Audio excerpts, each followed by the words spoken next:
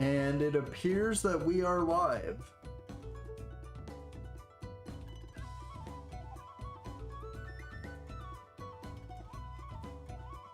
Okay, just testing.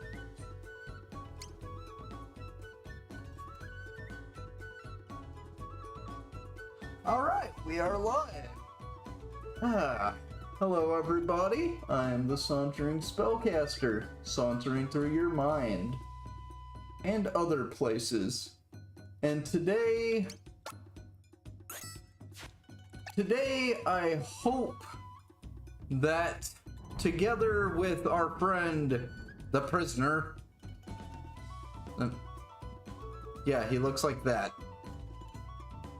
Together with our friend, the prisoner, I hope to fight some more bosses in Ode Castle and get some pretty neat items. But, you know, we gotta take things one step at a time. Also, I just gotta say, you must be an incredible shot to actually shoot the gun out of someone's hands, because, yeah, that doesn't really happen. To actually pull that off would be superhuman, really. So yeah, good job. You're a skilled gunman. Anyhow, Miyamoto, Musashi, and the others went through this way. So we're gonna do the same. Gonna finish up. There's the bell. Upstairs in the castle, and then we're gonna try and go back to some of the places we've been before to fight the optional bosses. And if we have the time... Oh, no, you don't! Speaking of bosses...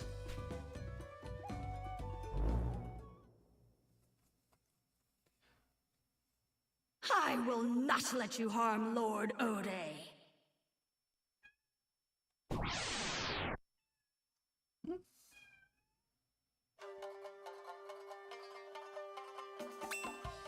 Yodogimi. She's a ghost lady. She was the lady in the beginning of the game for this chapter who was saying that she wanted to eat the prisoner's soul. So yeah, that's freaky.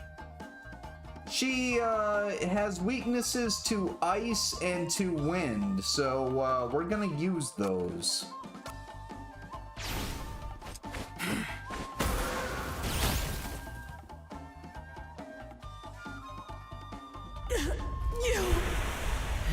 You cannot deny me. Yeah, that fight's not particularly hard if you've done some grinding. She has some interesting, unique attacks, and if you use fire attacks against her, they'll light up those candles, and you'll wind up taking a whole bunch of damage in return. So, yeah, she's interesting. It's just, you know, because we came prepared, she's not a particularly large threat. Lord Ode!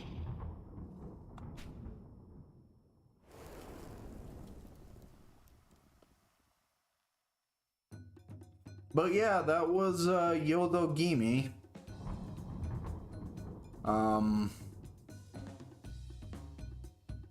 I don't particularly know what her motivations were. She's not a particularly fleshed out character, but I do think she's interesting. I have to admit, it's always kind of cool when villains have you know, people around them kind of like Yodogimi, you know?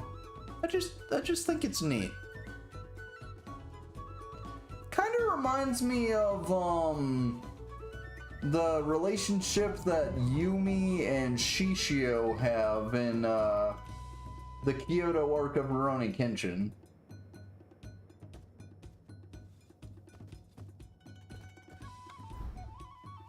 Okay, I want to save here.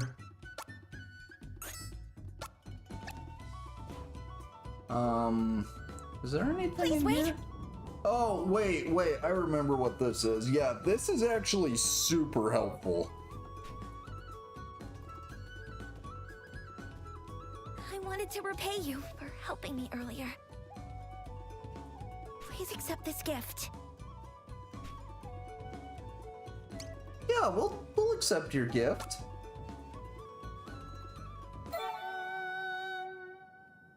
And because, you know, we went out of our way to be merciful, you know, trying to help people when we could, we wind up getting rewarded. The maid's sash is just a simple stat boost, but we get something much better in just a bit. Good luck. Thank you, ma'am. Okay, now we just gotta wait a little bit.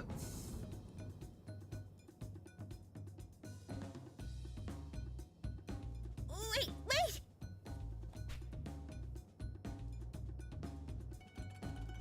Forgive me. This is what I really meant to give you.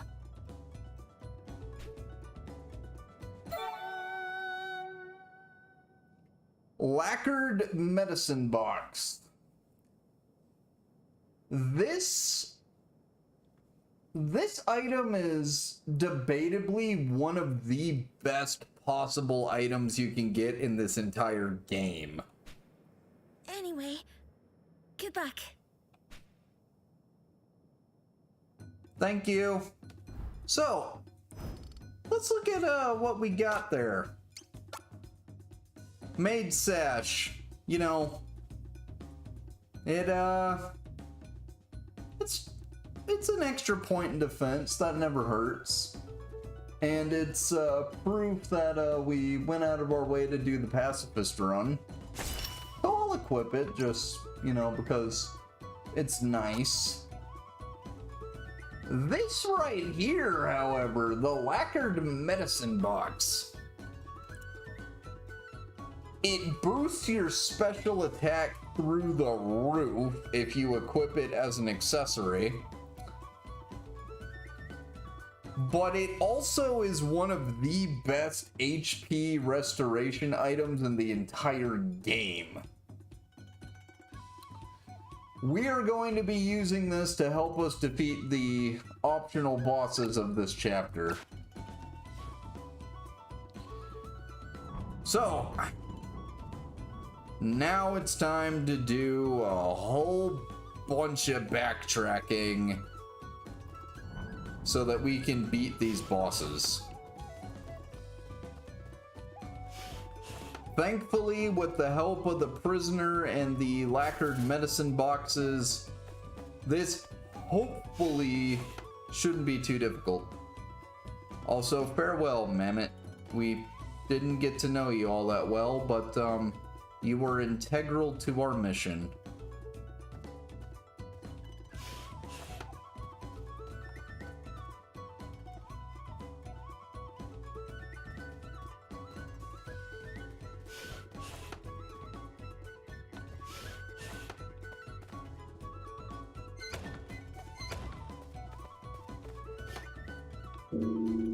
There's the bell.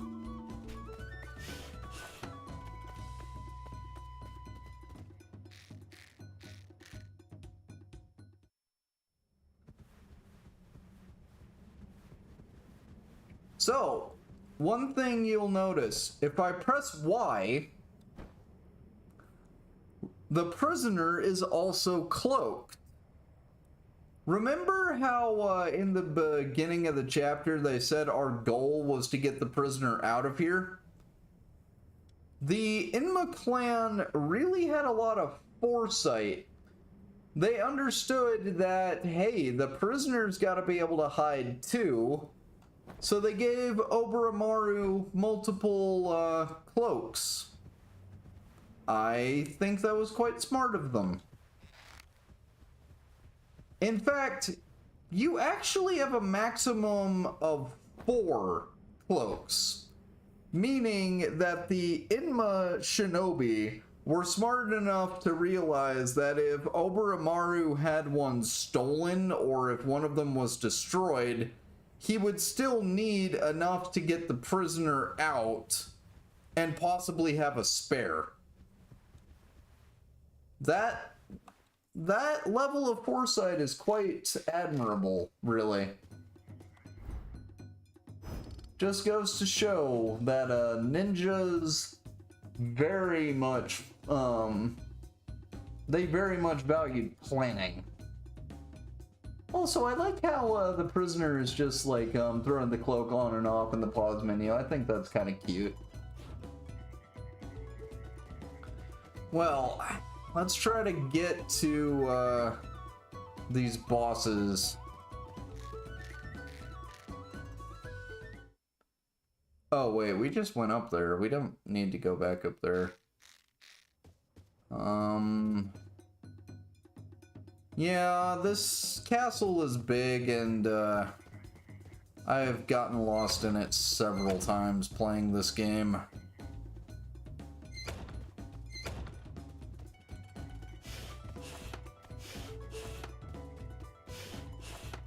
But because we've beaten most of the bosses, it's not going to be particularly difficult in terms of enemies to get where we need to be.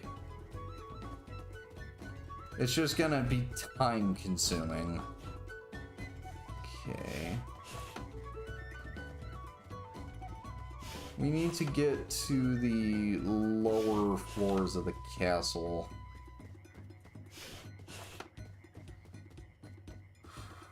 So... no, not there. That's the treasure room. Wait, no, this is actually the room. Do you say anything? Oh! I forgot about this guy. This guy actually gives you a whole bunch of items.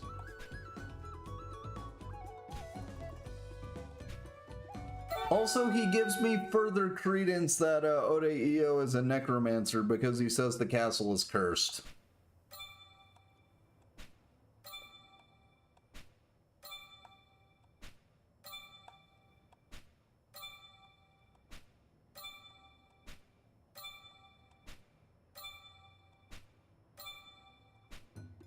And he gives us 10 Castella cakes. Thank you, sir. There's the bell.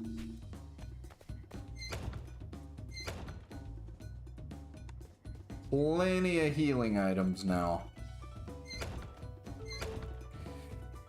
Now we just got to get to the right places.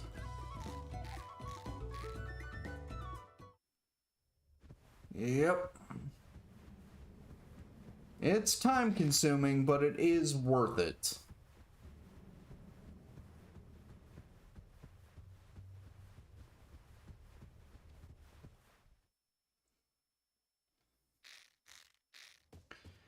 Ah.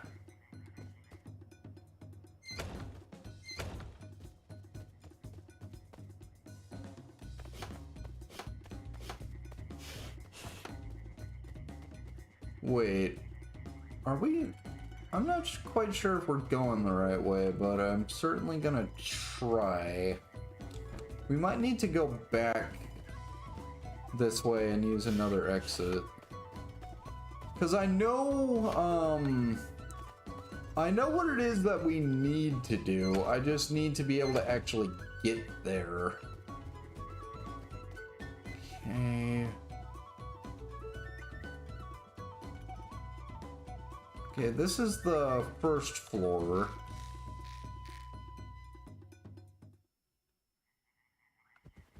Okay, so we're gonna go over all the...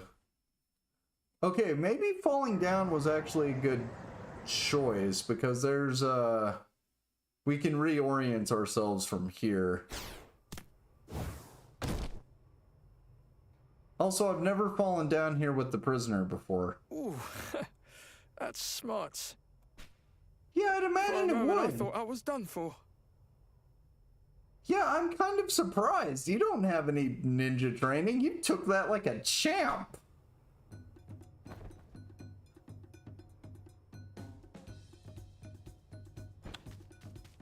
Sneak past him.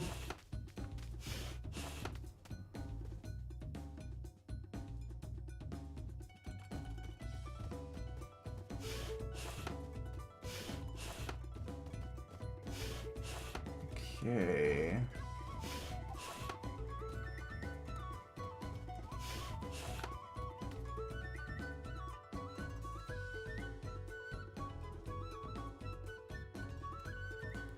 Well, this will get us to one of the bosses, but it'll get us to arguably the more difficult Very of well. them. We're gonna try and beat both of them, but hold on a sec. I want to see if we can get to both of the bosses from here.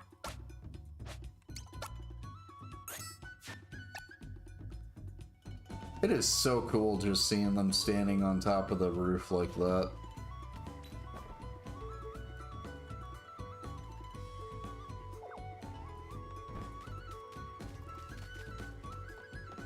Okay, yeah, we need to get down there where the water is.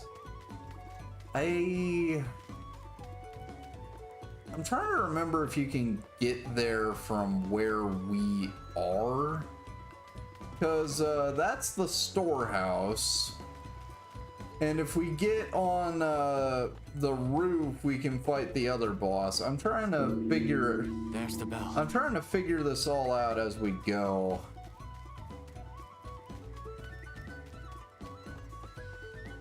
This game isn't particularly difficult, but this particular chapter just has a really big map. And it's easy to get turned around. But it'll be okay. We're going to adapt. That's what we do. Also, thank you, ladies. I appreciate the gifts. I really do. Thank you.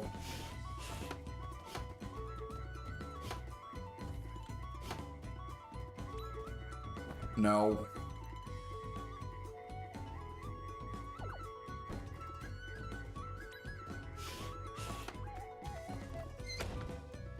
Let's do some backtracking and see if we can't get where we need to be. No.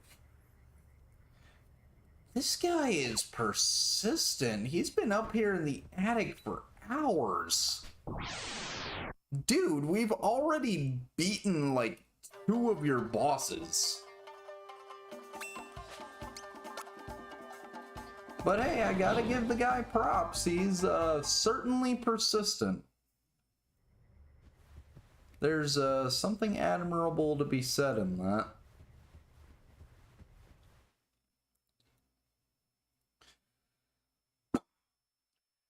Okay, we're on the roof now. So we can get to one of the bosses. And if I remember right, from here we can actually get to the second one. Also, I like how we jump across, but because the prisoner doesn't have the same training, he has to take a different route. I appreciate that. That kind of attention to detail and the differences in the training between the two men. I appreciate that. Those little... It's those little things, you know? It's the little things that really go a long way. Okay. I want to test something. Can I go... Okay, I can't go down the waterfall, jump down there, but that's okay. We're decently equipped. We got plenty of items.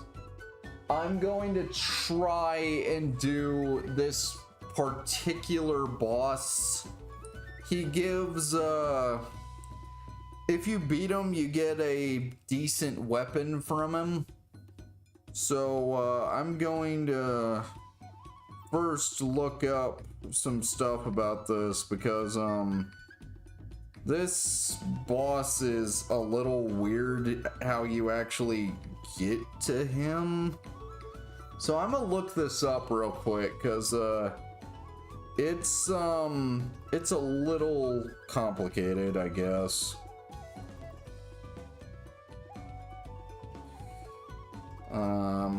Yeah.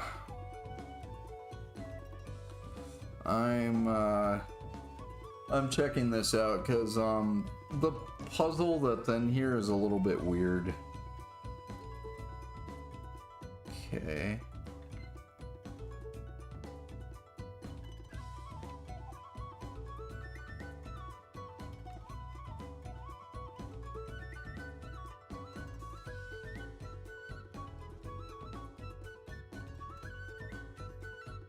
Okay, we have to be careful about what we hear.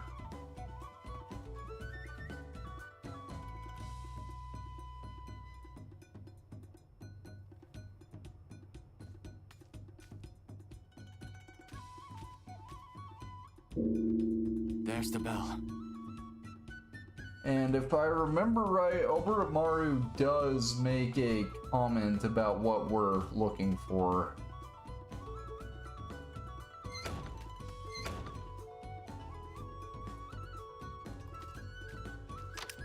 Okay, that's the first click. Okay, that's the second. Now we need to go back this way. And if I remember right, we'll wind up in a new room when we head up this way.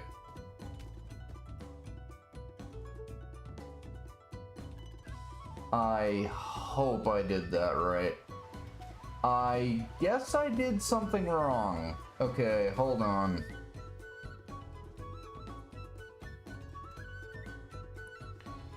Okay.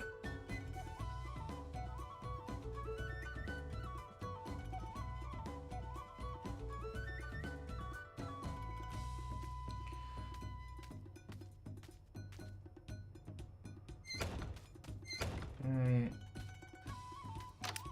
So there's the first click. Second click.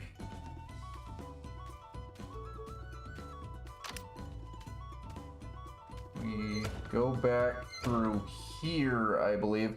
Okay, we did it. Yeah, this is how you know you're in the right room.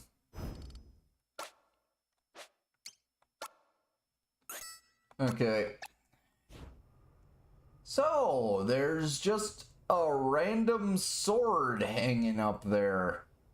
And we had to do a weird little puzzle to get here, and I've told you that there's a boss here. But yeah, this is gonna be interesting. Let's see if I can pull this one off.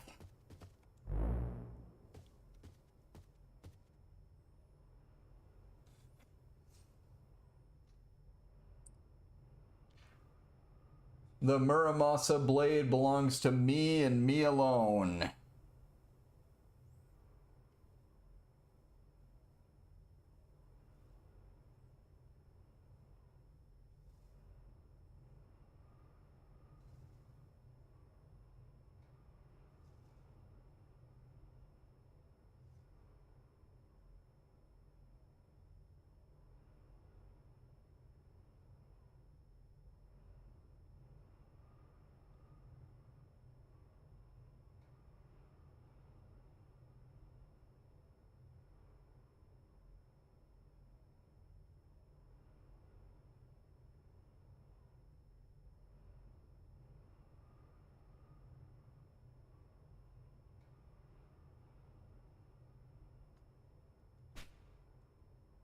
Leave now.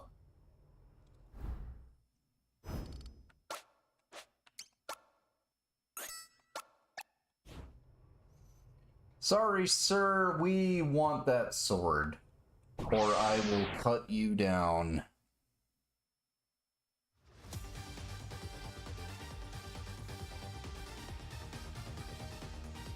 Majin Ryunosuke, you want to stay as far away from this dude as you possibly can. This guy is, no joke.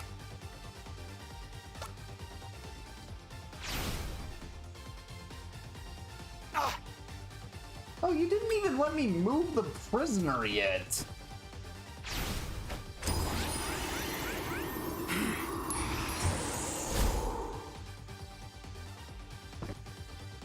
Oh, we put him to sleep. Nice.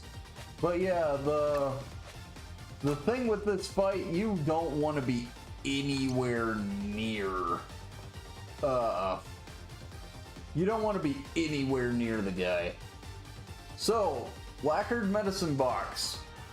It heals you for a ton of HP and it boosts every single one of your stats. It's absolutely incredible.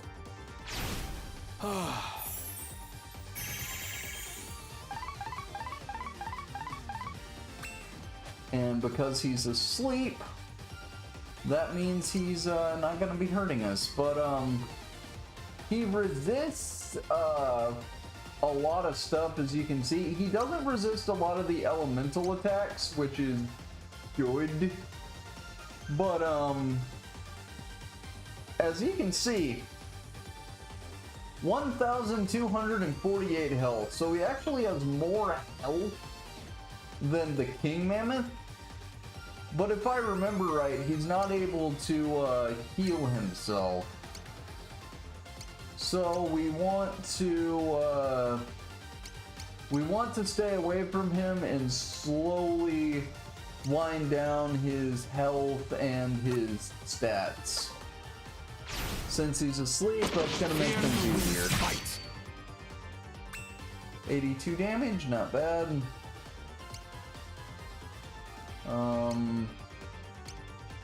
Okay, we're gonna have to move the prisoner a little bit. Okay, you resist Wolf's Fang, but you do not resist Warning Shot, so I'm gonna use that. You do well to avoid this. And we kind of flipped them around. Nice.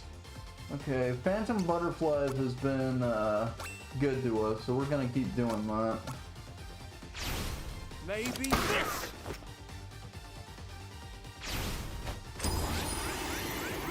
Trust in the phantasm.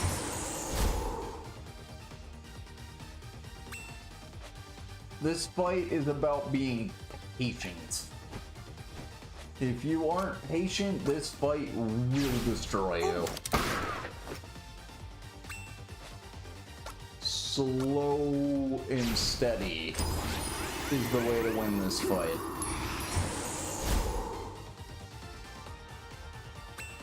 And if you can put him to sleep, do so. A foolish mistake. Also, he has a whole bunch of different ranges, so be very careful.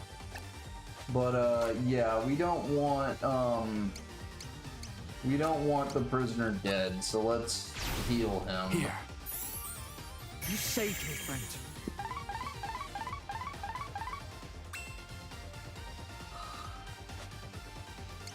Okay, you are getting like super close to us, so I'm gonna use Dust Veil to try and lower your stats. And I'm gonna try to get the prisoner super far away from you. Also, he interrupted my attack and put Oboromaru to sleep. That's annoying. Maybe this. Yeah, like I said, this boss fight is annoying. It's a cool boss fight, but like I said, the way you beat this guy is you gotta be patient.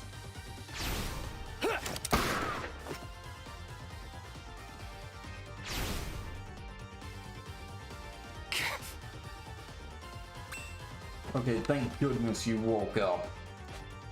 I would have been very sad if you died there. This will do. But, yeah, the lacquered box is, saving our lives right now. As is the fact that the prisoner Maybe has a gun.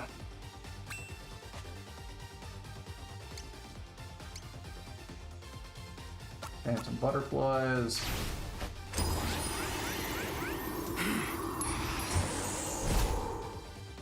Wow, that was way more damage than usual. No, not to the candle stand, Mr. Prisoner. We want to shoot the dude. You do well to avoid this. Oh, hey, we bound his feet. Awesome. He can't move around anymore.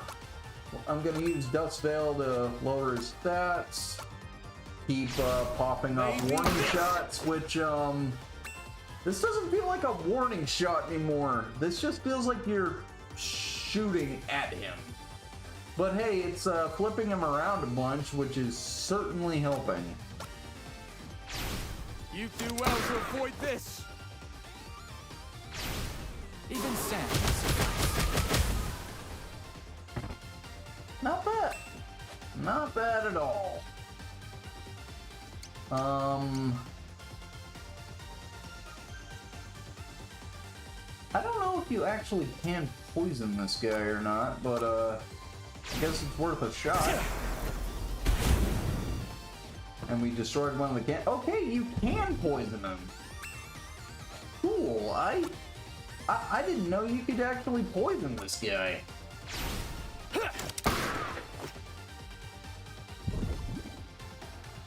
Every little bit helps.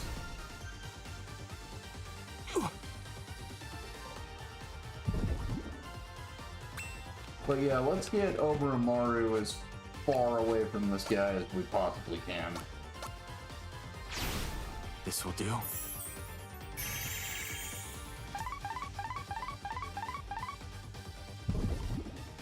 Poison damage is certainly doing its job. You do well to avoid this. Oh, we bound him again. Wow. I remember this boss being so much harder the first time I fought him. He resists Death Blossoms. That's not really the best. Winter's Chill could hit him a couple of times, but I don't really want to get in his range. Okay. There we go. And you keep doing what you do best, prisoner. I'm not gonna refer to the prisoner by his name yet, because we can talk more about who this guy is once he tells us who he is. Maybe this. And I guess he's not poisoned anymore, but Be buried beneath the snow. not bad at all.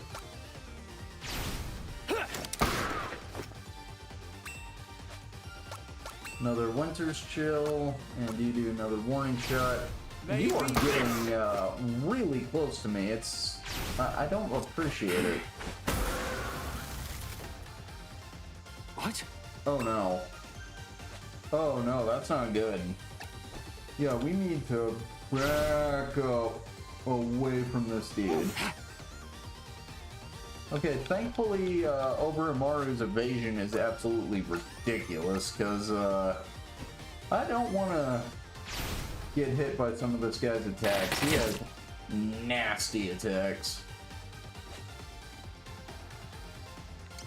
Okay.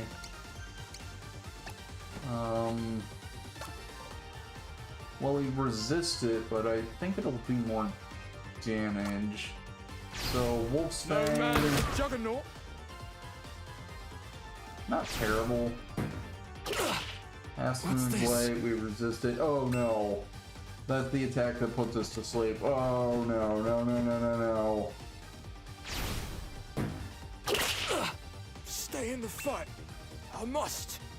Okay. Castella Cake, go. Here. I'm in your debt. Thank you, Castella Cake. Ow. Okay. Okay, that's enough. That is enough, good sir. You do well to avoid this. We are going to defeat you. Oh. Also, thank goodness, Oberamari, you are incredibly good at not dying.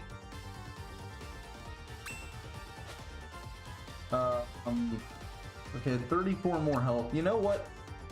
We have plenty of these items. Let's use them.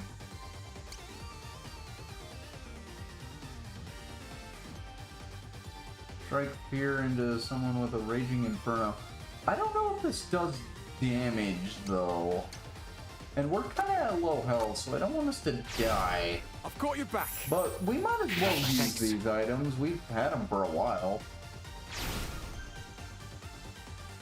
I know your mind. Also, the prisoner is an absolute amazing partner. Thank you so much, prisoner. You know what? Yeah, Fujin Scroll.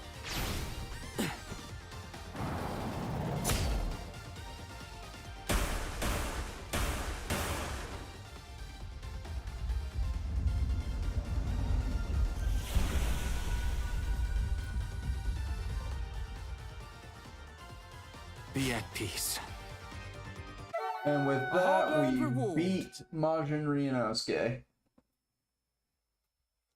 I don't think the prisoner learns any more techniques, but yeah, we leveled up the prisoner. I actually never did that the first time I played this game.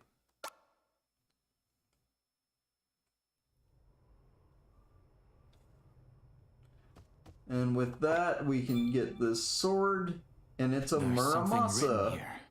Something written here. Never fear, Goemon's here. Wait. Did Goemon put the Muramasa here? Huh. So wait, did Goemon have to fight the ghost, or did the ghost only appear when Muramasa was put here? Huh. I don't know. There's the bell. But, Muramasa's kind of an interesting, Muramasa's an interesting kind of sword, really. It, the whole thing with Muramasa is there's, in folklore, Muramasa is typically, portrayed as a sword that actively tries to, kill people. Like, it's a sword that actively wants people's blood. And usually it's contrasted to Masamune, a sword that is said to, like, abhor violence. So, the classic folklore story goes like this.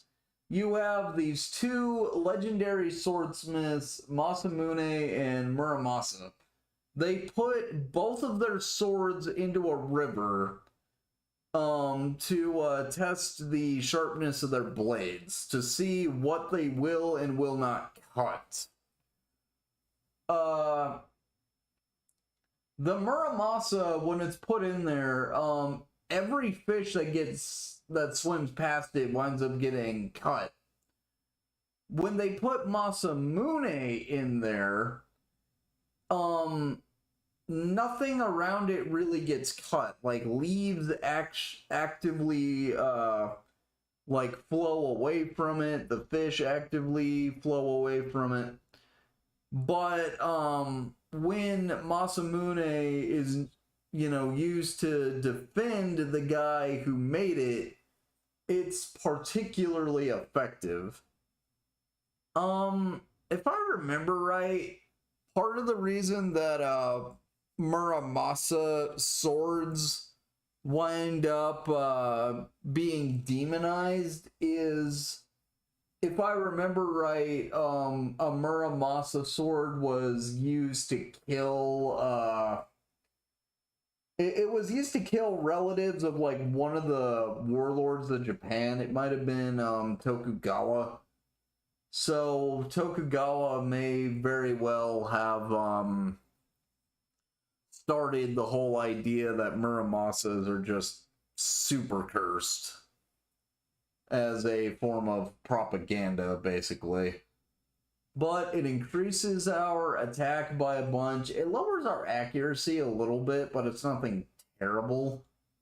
So yeah, we more than earned that, so I'm going to equip it, and I'm going to save.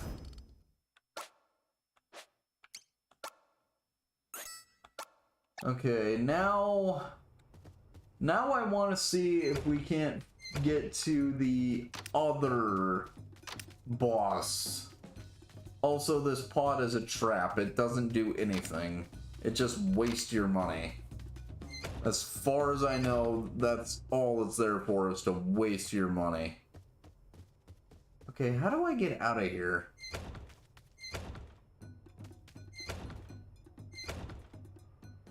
I know there's a way out. Do I have to do the click thing again? Okay, let me see. Okay, click. No? Click again.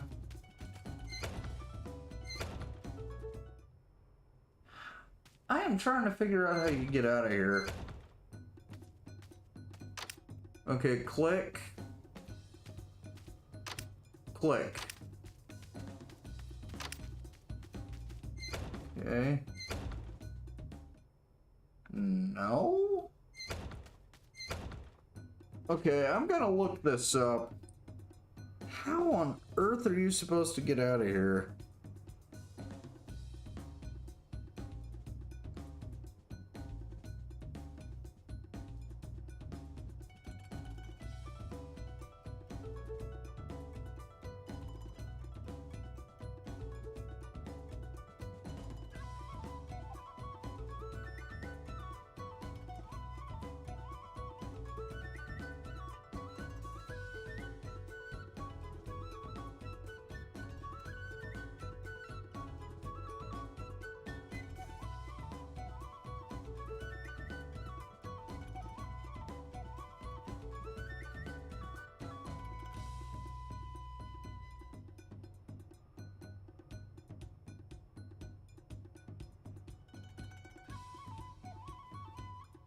I am trying to figure this out.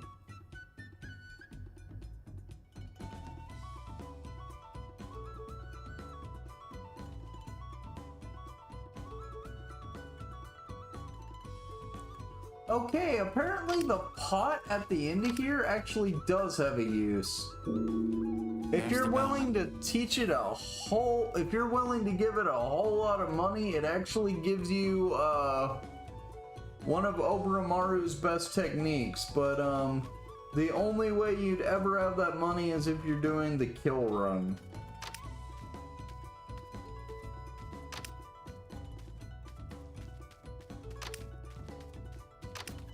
Okay. Maybe if I just click it enough, it'll do it. No. How am I supposed to get out of here? I know you can. I've done it before. I just...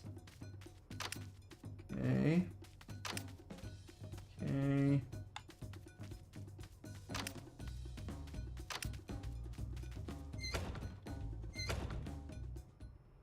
I just want to get out of here.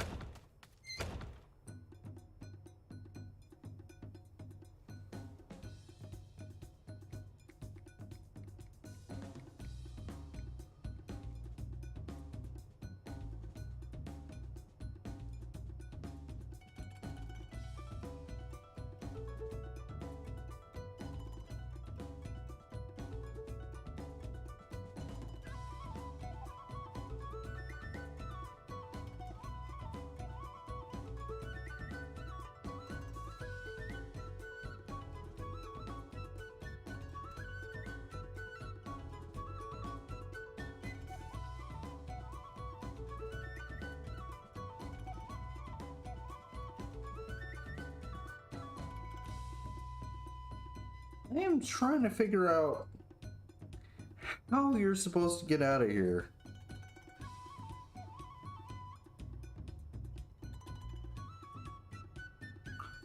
Okay, I figured something out. Okay, you hear a click.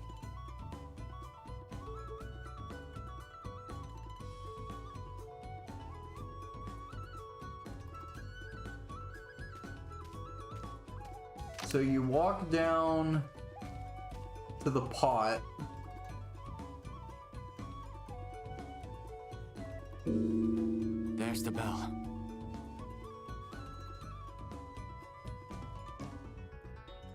Okay, so you walk down to the pot. You walk back up. You'll hear a click. And then I think if you just keep walking up, the room will change? It looks like that's how it works. No? Okay, what is going on here? Click.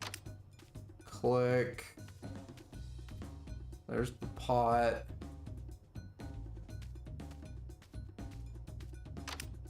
Click.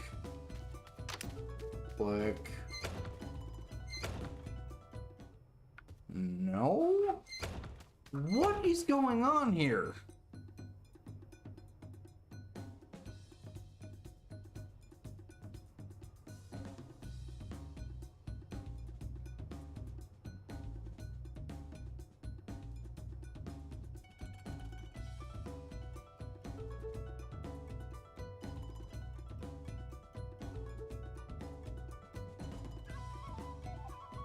Okay.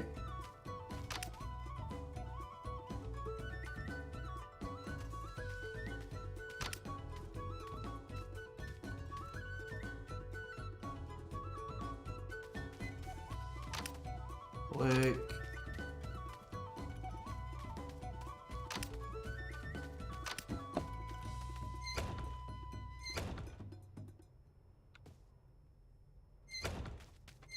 I am actually starting to get a little upset. We're gonna figure this out, don't worry.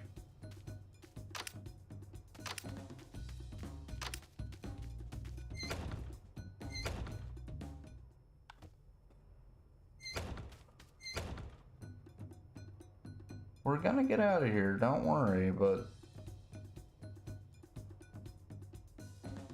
I have to admit, this is annoying.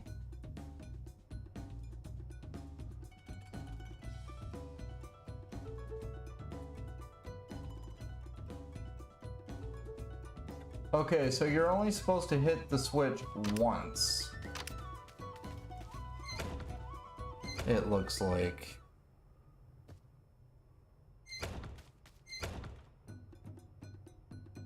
There's the bell.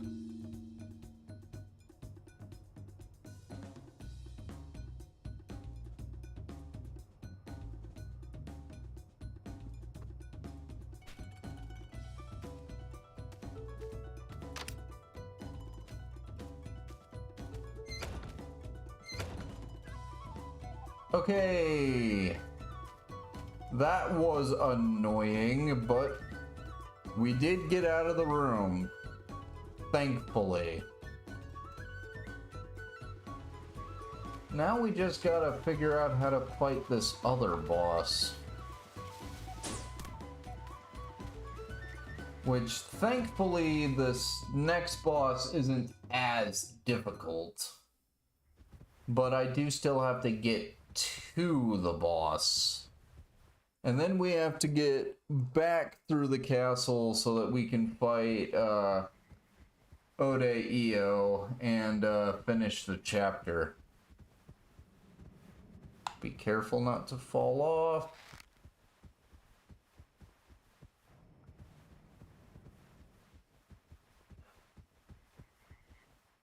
Let's see if we can't get to this next boss.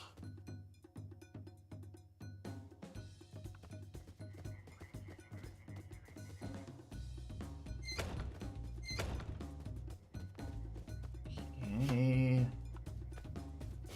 Because I know what we gotta do. We gotta get to the moat. The question I'm having is, how do you get to the moat? Because I haven't really had to go there a whole bunch. But I'm gonna try. We've already beaten the hardest boss in this chapter. So, you know, accomplishments there. We have beaten the hardest boss in this chapter. Also, are you gonna seriously block our path like that, guy? Fine, we can leave and come back, but that is annoying. I don't even know if we're going the right way right now. But we just have to be persistent and we gotta put our heads to use.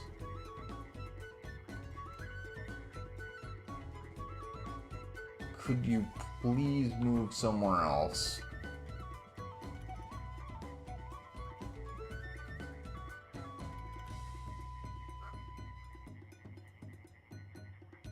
Okay, let's go.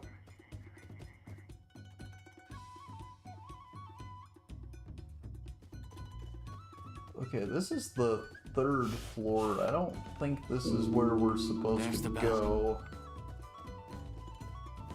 I am trying to figure this out.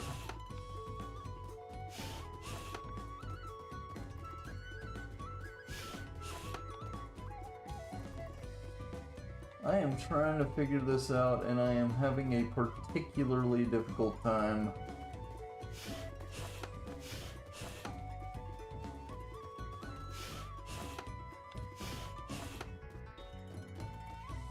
But we're gonna keep going. We gotta be persistent.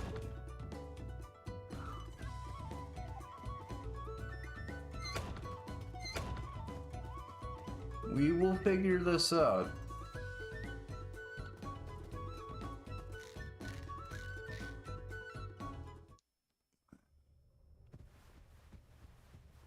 We need to get to the 1st floor, if I remember right. Because I know that one of the paths will lead to the moat.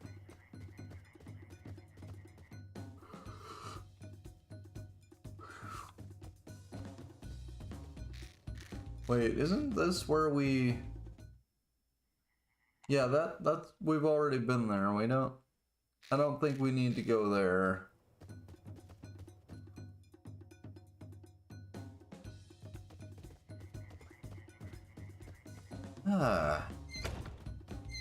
I hope everyone's doing okay. You know, this is the first time, you know, I'm doing pretty good for myself. Wait, is it this way? Or is this the way we came in? Okay, now I think that was just the way we came in.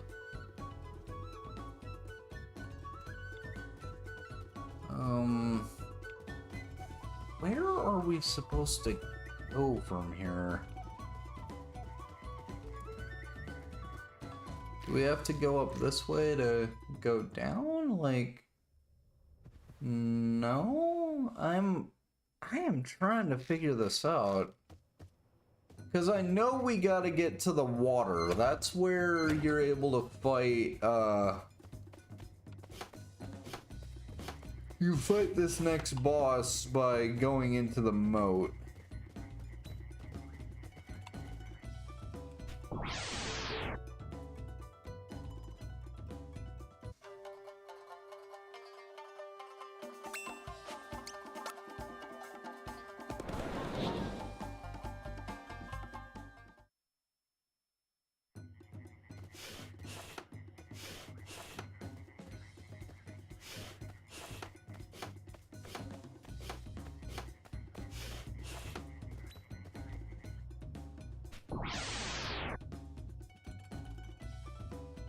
How are we supposed to get to this moat is the question.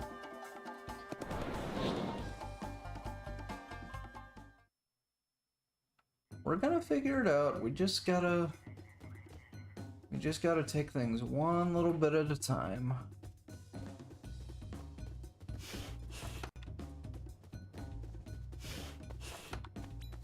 No, I don't want to fight you.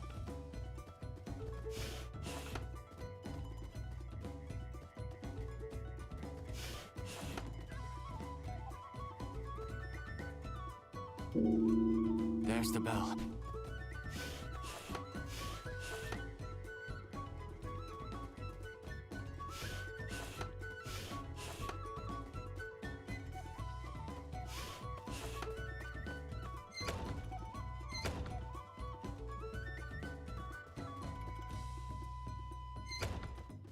I feel like we're going in a gigantic circle right now.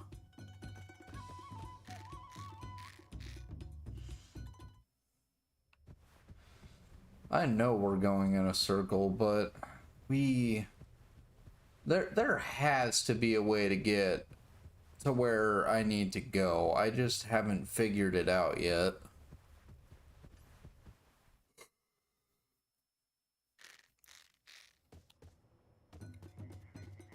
It's gonna be one of those things where I'm gonna figure it out and then I'm gonna think, oh, wait, why didn't I just do that before? I can already tell.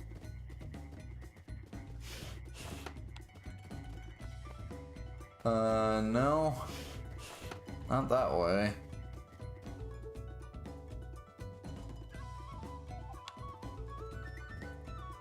Okay, we're on the first floor now. Which I'm fairly sure that's where we need to be. Don't want to mess with any of them.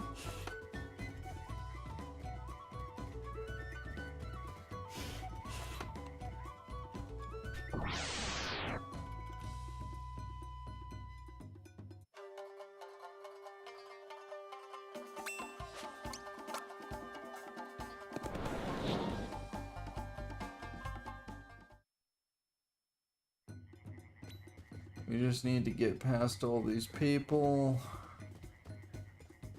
Is it this way? No, it is not that way. I do not want to go down there. Run past them. Run past that guy.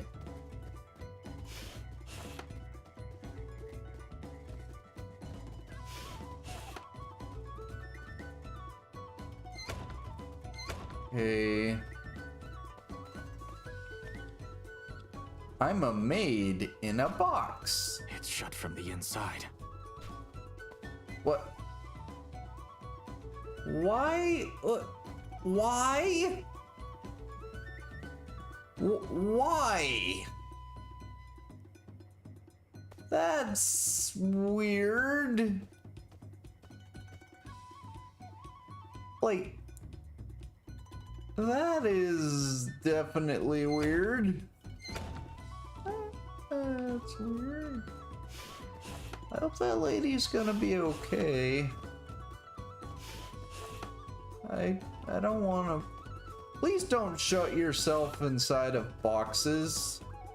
That's a really easy way to... There's the bell. like, wind up dead. Like, please be careful with, you know... Please be careful with that kind of stuff.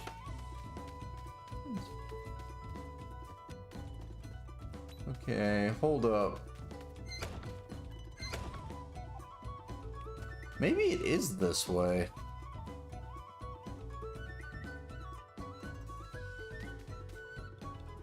So this is the second floor of the dungeon. Oh, there's an item in here? I didn't notice that. Where's the prison key? There it is.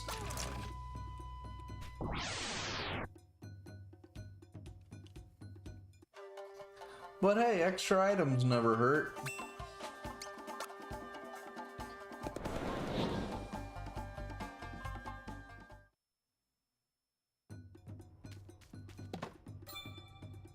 And it's There's something written. more money.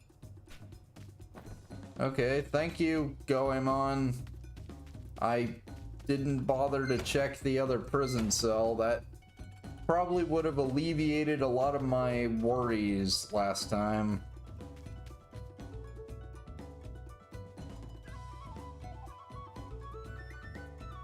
Okay, yes, this is where we needed to be. And now we fight the second secret boss of this game.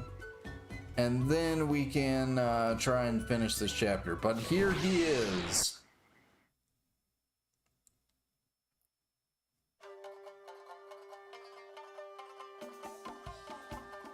This gigantic koi fish, Lord Iwama. He's resistant to water, has no weaknesses. The best strategy I've found is to get next to him with Oboromaru and use Deepest Dark against him.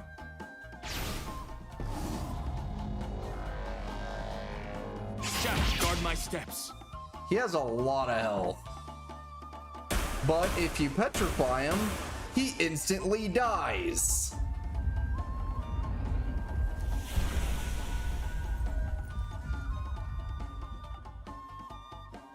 Be at peace. And we get the Suijin scale. Glurgle gurgle. Aw. We beat Ode Io's gigantic pet koi fish. So, what does the Suijin scale do? A sacred relic with the power to call upon a god of water can be used repeatedly. It's a decent special attack boost, and it's a decent attacking item as well. We're gonna be fighting Ode Io soon, so might as well show it off there. Also, I like that the prisoner has his own little snorkel. How he got a snorkel, I don't know. But this is a resourceful man, as we will be learning later when we talk about who he is.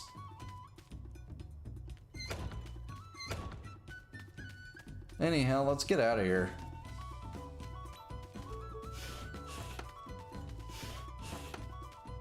And then hopefully we'll be able to get back to where we were so that we can fight Ode Io. Shouldn't be too difficult. Huh? Ooh.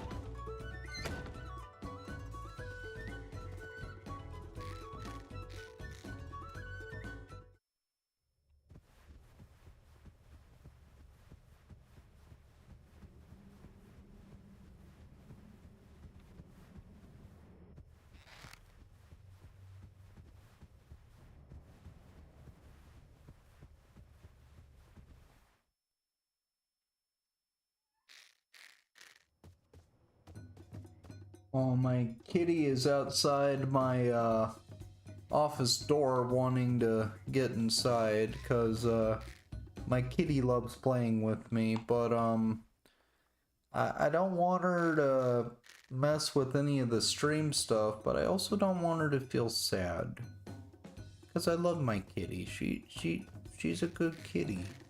You know, she's not trying to hurt nobody. She's just a cat, you know? There's the bell. Cats like playing with wires and with, you know, things that squirm around, and she likes, you know, playing with me. I don't want her, you know, bumping anything I need for the stream or whatever. Okay, I do believe we're going the right way because the old man's here. Okay, we gotta go up. We go through this door if I remember right. No, not that door. Because that'll just take us around. I think we gotta go through this door. That guy's just sleeping. We're gonna get there, don't worry. It's taken a little bit, but that's how it goes. 4th floor attic. Wait a second.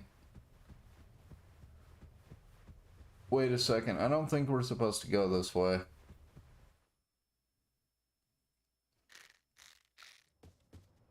Are we supposed to go this way? No. We will figure it out, don't worry.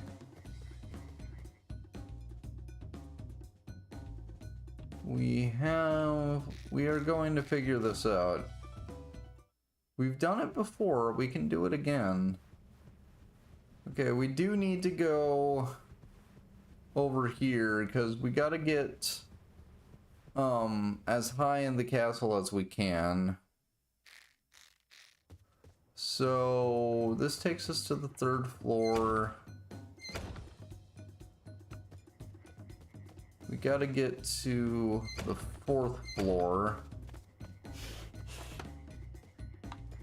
So do we go this way? No, that just takes us to the treasure. So I guess we gotta go this way. And we've already gotten that treasure anyway. So this way. This way. I guess we gotta go this way. Then through here, through there. Through here? Okay. That actually works, I think. Okay, here we go. Save. And we'll probably save again when we're a little closer. The next boss fight isn't terribly difficult, but he is interesting. Yeah, we're definitely going the right way.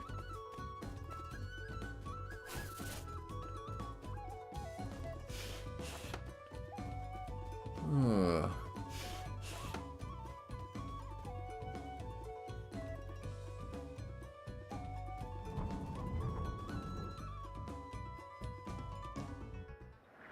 And here we are. The top of Ode Castle. It's ominous, ain't it? It's pretty cool. The moon like that, There's the bell. sky is super eerie. I love what they do with the final boss fight coming up here of this chapter. And there he is.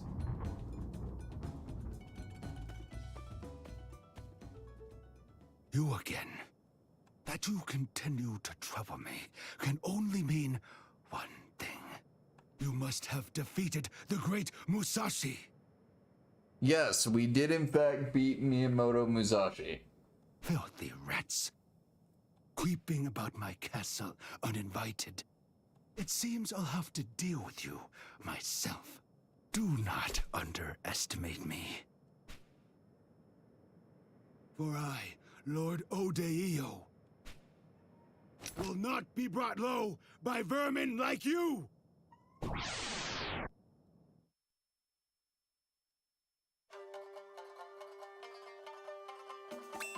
Notice they're not playing Megalomania yet. This is still the standard battle theme of this chapter.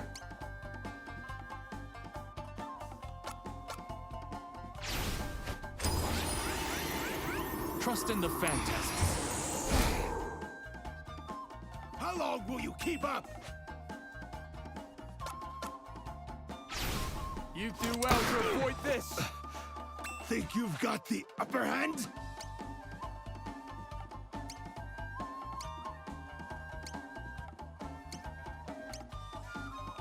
Phoenix Call, Warning Shot, Warning Shot. You do well to avoid this.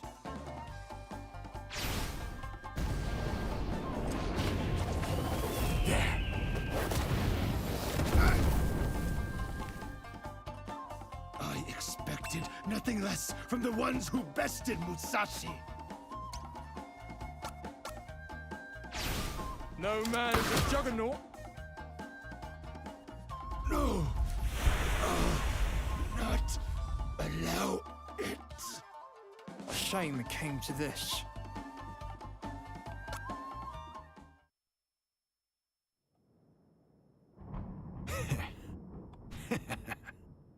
You amuse me. This small chamber ill suits our struggle. Wouldn't you agree? To the roof, then, where we may face one another beneath a starlit sky. I'll be waiting.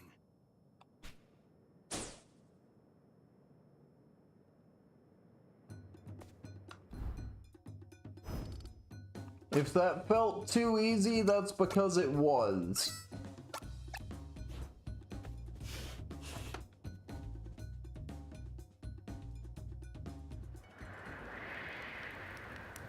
At long last! Up here, you two!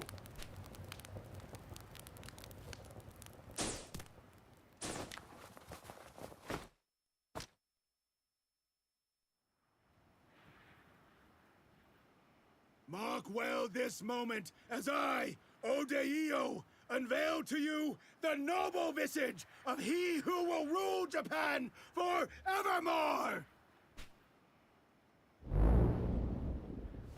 Ah!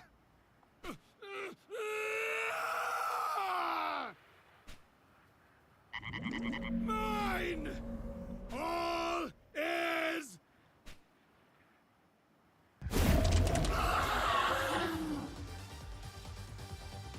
There we go. Oh, that is so freaky.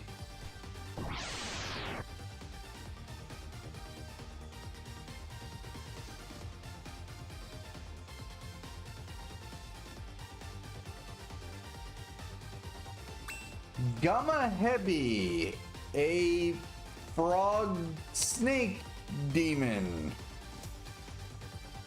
I if there's any like particular folklore about this guy, but I'm gonna look it up just to see if there is.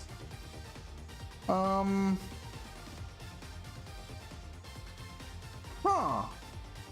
Interestingly enough, when I look up Gamahebi, everything that comes up is just about this particular boss. So I don't think there's any like particular folklore basis for him. Nonetheless, pretty interesting boss. In the SNES version,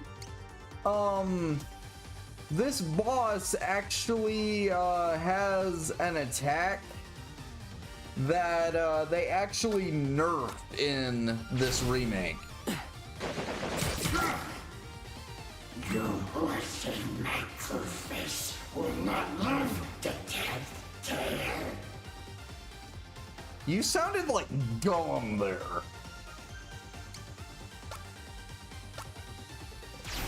And look at that, he's with the spirit. Isn't that helpful?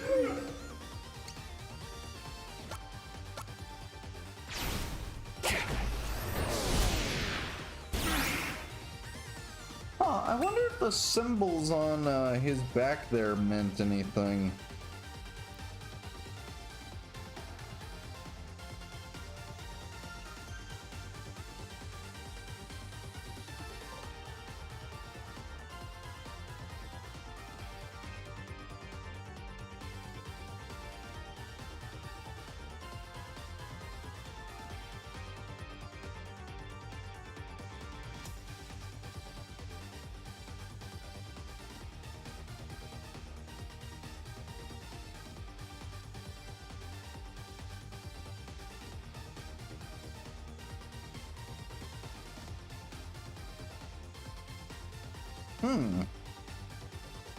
I'm not finding anything in particular about, whatever the symbols on his back might mean. But, yeah, Gamma Heavy. I think he's an interesting boss.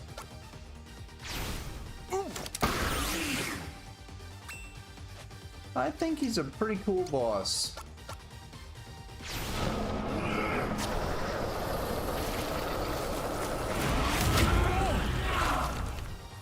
What now?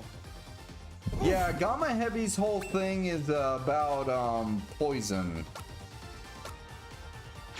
He creates poison tiles. He can heal himself by standing on poison tiles. Cast flowers to the wind. Poison is like his entire game.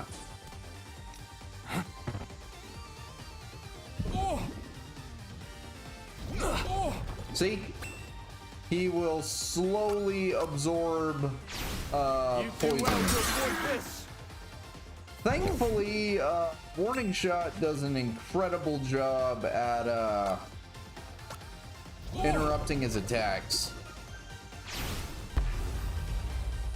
Cast flowers to the wind.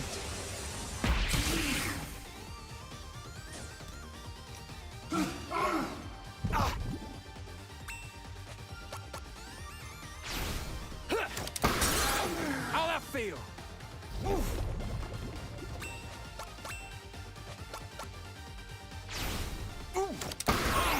How'll that feel? How'll that feel?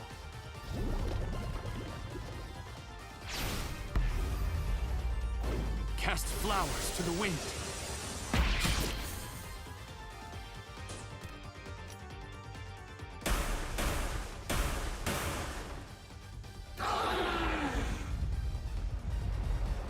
And with that, we have beaten another chapter boss.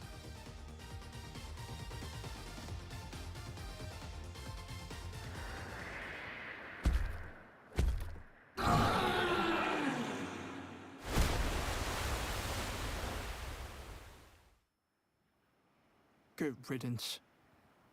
This land deserves better than a twisted tyrant who cares only for himself. Let alone one who forsake his very humanity in the pursuit of power. Very, very true. After all, what good is the world if you lose your soul in the process? Shinobi, You know, to quote the Bible and all. you've proven yourself a man of honor and mercy. And so I have a request. You have a request for me? I have made many enemies in my life. And I've learned that it's often better to stay your hand than to fight. For a blade unsheathed must draw blood. Thus is the cycle of violence and vengeance renewed.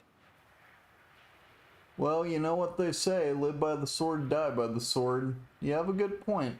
But not this day. For you did not kill without cause. Therefore I bid you, take this sword. And this is our other reward for beating this chapter without killing anyone. He gives us his sword. And it's a pretty good sword, too. So, this chapter, with its option to beat the chapter without killing anyone, this was what inspired Undertale. This is what inspired Undertale's entire mechanic of trying to beat the game without actually killing any of the monsters. It was this specific chapter in this specific game. It's interesting to note, though, that this game inspired Undertale, and Undertale, in taking from Live Alive, actually inspired something kind of cool about the remake. Notice the sky in the background. You see how it's like a clear night sky? You can even see a little star back there. Well, as the day is going to break through as we progress, you'll notice that there aren't going to be any clouds in the sky. That's because we didn't kill anyone. If we were to kill people, for every person we kill, there would be a cloud in the sky. And if you were to kill everybody, the sky would actually turn into a thunderstorm. I think that's interesting that, you know, Oboromaru, you know, even if he fulfills his mission by killing everyone, it doesn't weigh easily on his conscience. I think that's kind of cool. There's a lot of really neat stuff going on with each of the chapters of this game, and this chapter definitely has a lot of neat stuff. I can think of none more worthy to wield such a weapon. In truth, I'm glad to be rid of it. Mutsu no Kami. I want to look up if that actually means anything. I'm gonna look that up right now.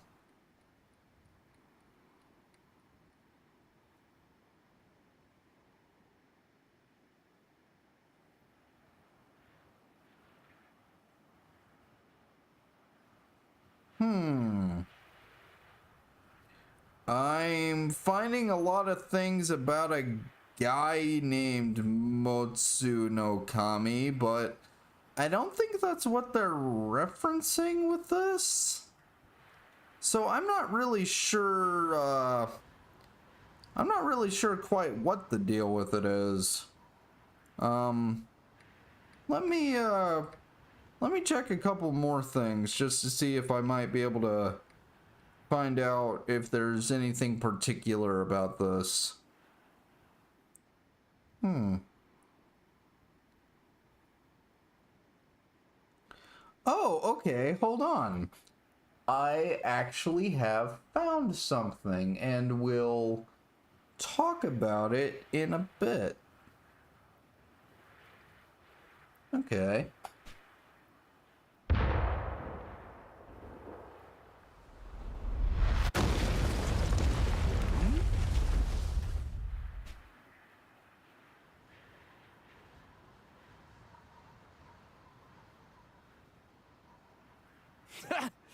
I knew they'd arrive with a bang. But firing the cannons was a bit much.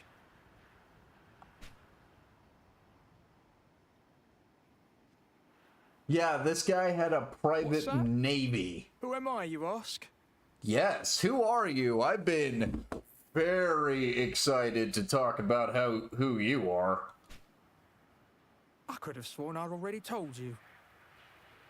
No, you haven't, actually. I'm Ryoma. Sakamoto Ryoma.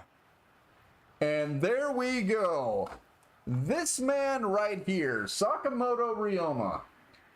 Not only is this man the way that we can date when this chapter has to take place before, but this man is probably one of the most important men in the history of Japan. Sakamoto Ryoma is considered the father of modern day Japan. He's one of the heroes of the Meiji Restoration.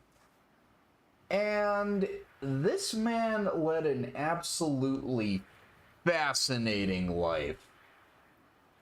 I actually did a little bit of research before any of this was done, just so I could tell you some stuff about this man. Because this dude is absolutely incredible. So, Ryoma Sakamoto. He He was born in 1836 and died on December 10th of 1867. He's perhaps one of the most popular people when it comes to historical figures in Japan. He is, he's up there with figures like Oda Nobunaga and Tokugawa Ieyasu in terms of just how important of a historical figure he was. He was born in 1836, January 3rd, 1836, the second son of a low-ranking samurai in Tosa, now known as Kochi Prefecture, on a little island of Shikoku. His family were actually very wealthy. He had a lot of merchants and sake brewers in his family. They were very well off. He was a poor student, and apparently he got bullied a lot growing up. So when he was 14 years old, at the behest of his sister, Ryoma went to one of the premier fencing schools in Japan, and he actually was really good at it. He got really good at sword fighting. A few years later, in 1853, he set out toward Edo, which is, modern-day Tokyo. And he refined his swordsmanship further. He learned from two of the greatest swordsmen of his day. So, yeah, this guy, starting at, level 9, that is, entirely reasonable. This man had a lot going for him. So, he, as he was training under, Chiba Sadakichi, that was the same year that Commodore Perry would stroll up with the Black Ships. He would tell the Japanese, you have a year to open your harbor, and that whole event threw Japan into chaos. Ryoma would wind up being a key figure in how the Meiji Revolution would play out. So in 1854, Ryoma returns to his hometown, but he winds up going back to Edo in 1856 because there were a lot of opportunities there for him to learn a lot of stuff that would help him set up some businesses that he would engage in, as well as learning about politics. And when he was learning about politics, even though Ryoma, he joined a party that had a lot of anti-Western sentiment, which eventually he would leave that party because he heavily disagreed with them about some of their violent goals. While he was learning about politics, he became familiar with Western culture to an extent. He would wind up becoming a fan of Smith & Wesson revolvers. He carried one with him basically till the day he died. But one of the big things he learned about was about the American legal system and the philosophy undergirding it. He became enamored with the idea that is pretty central to you know, a lot of Western politics, the idea that all men are created equal. So Ryoma, more than anything else, he was a diplomat and a political reformer. He was an ambassador. He would come up with like a whole bunch of reforms that would actually wind up becoming part of the basis for Japanese parliament today. So that's pretty cool. And he was doing this back in like the 1850s. So this man truly was a visionary. He really was a man who saw what Japan could be. He wanted Japan to be able to compete on a global scale, industrially, culturally, politically. He was a very forward-thinking guy. He was a man who saw things in the big picture. Which I think is cool. I genuinely think that it's super neat that this man was a very learned guy. He was a guy who loved his country and desired to see it prosper, and he wanted to do so primarily through peaceful means. He didn't necessarily want a whole bunch of violence. So he would also indeed form his own private navy. So Ryoma wanted to assassinate a guy by the name of Katsu Kaishu, but rather than assassinating him, the two of them wound up becoming friends. And Katsu captained the first Japanese steamship to cross the Pacific Ocean. So, after, meeting Katsu and learning more about, naval technology and politics and economics and such, the two of them, they became friends, and they came to see, oh, wait a minute. The Americans, the English, the Dutch, the Portuguese, all of these foreigners that are coming into our country, they aren't just, barbarians. We can actually learn from them. We shouldn't take a super hard-line stance, because in the end, that is only going to hurt us. So, Katsu convinced Ryoma to help build one of Japan's first modern navies. In 1863, Katsu received permission from the shogunate, who, remind you, they were at war with at the time, to establish the Kobe Naval Training Center, and Ryoma was made the teacher of the naval officers who would go through that training center.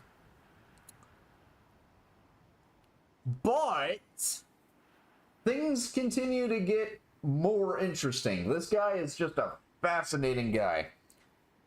So the Choshu domain, who are going to become more important later, they defied the shogunate by basically trying to blow up a whole bunch of ships. And Ryoma realized, okay, we're not going to have peace unless we can convince the Choshu to stop. So Ryoma would help to create peace between the Choshu and another group called the Satsuma. Also, if you're wondering what happened to the Naval Training Center, it would actually be closed down a year later because the shogunate realized that Katsu and Ryoma were not exactly down with, you know, some of the stuff the shogunate was doing. So, yeah, the shogunate wound up shutting their naval training center down. But yeah, the man started his own private navy. So him showing up with a big old boat and a cannon, entirely possible. So, his most prolific achievement was he brokered the peace between the Choshu and the Satsuma in 1866. These two groups were basically at each other's throats. The Choshu were radically anti-shogunate. They were very much on the side of violent revolution. And the Satsuma wanted to work with the shogunate in the hopes of creating national unity. Because remember, the Tokugawa shogunate had created a lasting period of peace in Japan for a couple hundred years.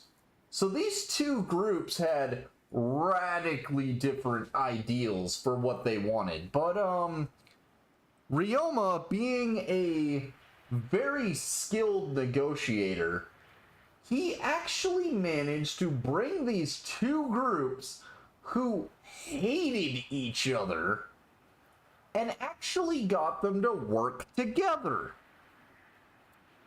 So, as the shogunate became more dictatorial, some of the Satsuma leaders shifted their stance because they were like, okay, the shogunate is being way too hardline. He's not going to allow us to modernize, and that's not going to help Japan,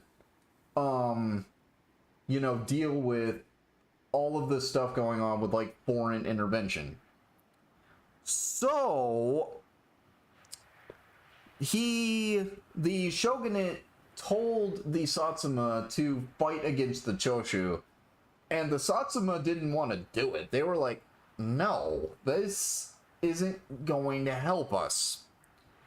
So, Ryoma told the Choshu leaders, hey, I know you guys haven't been, like, super fond of the Satsuma, but I've learned that they are actually telling the shogun, no, we don't want to fight the Choshu. Let's use this as an opportunity to bury the hatchet so that we can work together for the betterment of Japan. And it worked. It worked. They decided to work together, even if it meant coming into direct confrontation with the shogun. It was a masterpiece in finding, common ground, and finding what in business terms would be the zone of possible agreement. They even found a best alternative to a negotiated action. Ryoma truly is an incredible figure. I can understand why Japan is so enamored with this guy. He's just an interesting guy. He really is. So, unfortunately, despite all the things Ryoma did, he did not really live to see all of what Japan would later do after the Meiji Revolution. He didn't live to really see all of the prosperity that would kind of come through the Taisho period and such, and the later years of the Meiji era. So, on December 10th, 1867, while at a soy sauce shop in Kyoto, at the age of 31 years old, he was assassinated. He had a wife named Oryo. He has a meteor named after him, and there's also a no, not a meteor. There is an asteroid named after him, and there is an asteroid named after his wife. I do believe he had a son, and he has become like a real hero figure to the Japanese people, which I can understand. This guy was very impressive. He's had several films made about him. He's had several documentaries made about him. He's a fascinating guy. But he's not the only guy from Japanese history that we need to speak about. And out there, on that great black ship, are my comrades in arms. No, I'll tell you, Ryoma is not the only some figure days to I talk wonder about. whether this country will ever enjoy peace again. We fight and squabble for such petty reasons. In the end, no matter who seizes power, people being people will continue to kill one another. Man's most singular, enduring trait is his capacity for hate. I dare say that will always be the case. Ryoma, you have no idea how profound that line actually is, considering one of the central themes of this game. Nevertheless, I still believe it possible for us to overcome our nature and change this tired state of affairs. That's also actually quite a profound statement, considering some of the central themes of this game. For I have faith in Japan's future.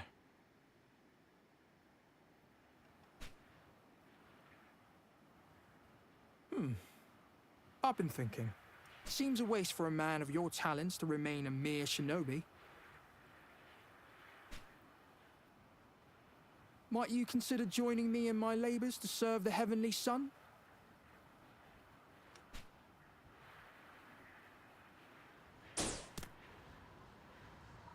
It would be an honor to have you.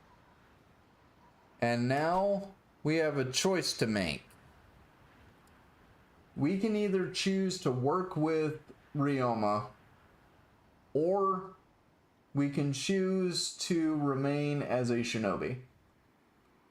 Personally, I am going to pick that it would be an honor to serve. I believe that working with Ryoma would be the best use of Oboromaru's talents. And I believe that Ryoma being, a pretty cool dude, I think the two of them would be able to do good things together. So I'm gonna pick it would be an honor to serve. It would be an honor to serve. You will. Splendid. Then tonight you shall enjoy a celebratory feast aboard our ship.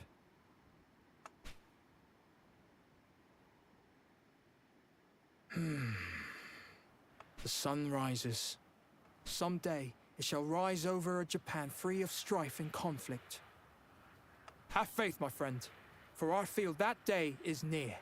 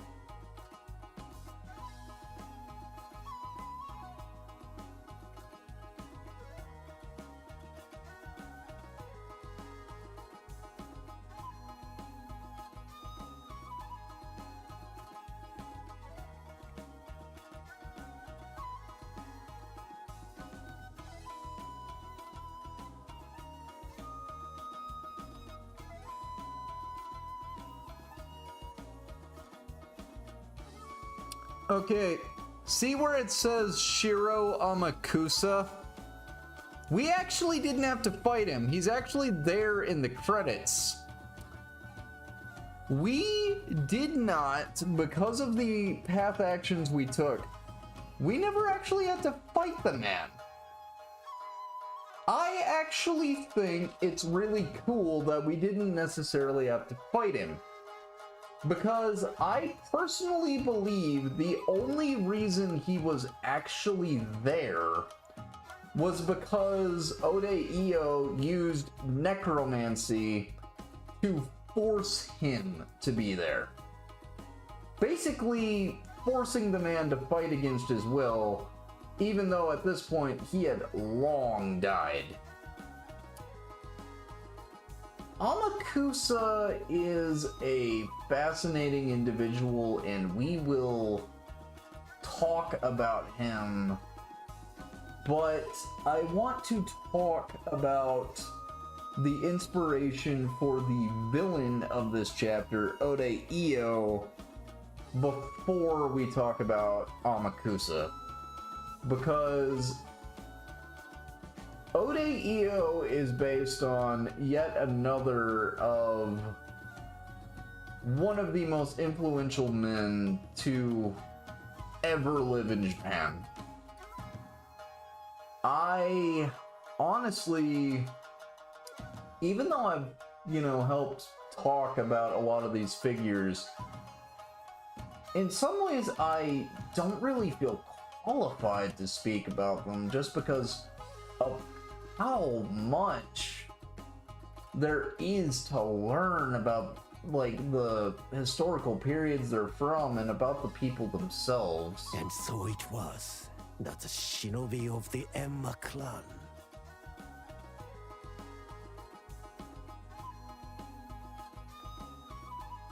succeeded in rescuing Sakamoto Ryoma from Ode Castle.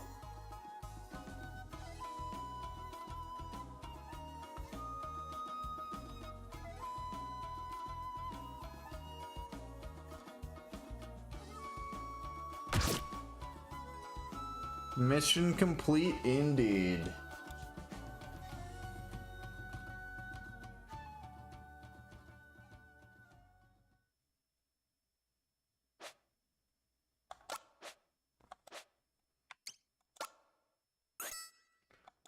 Also, I love that subtle bit of foreshadowing they did, where Ryoma gives you a sword that you can't actually use yet.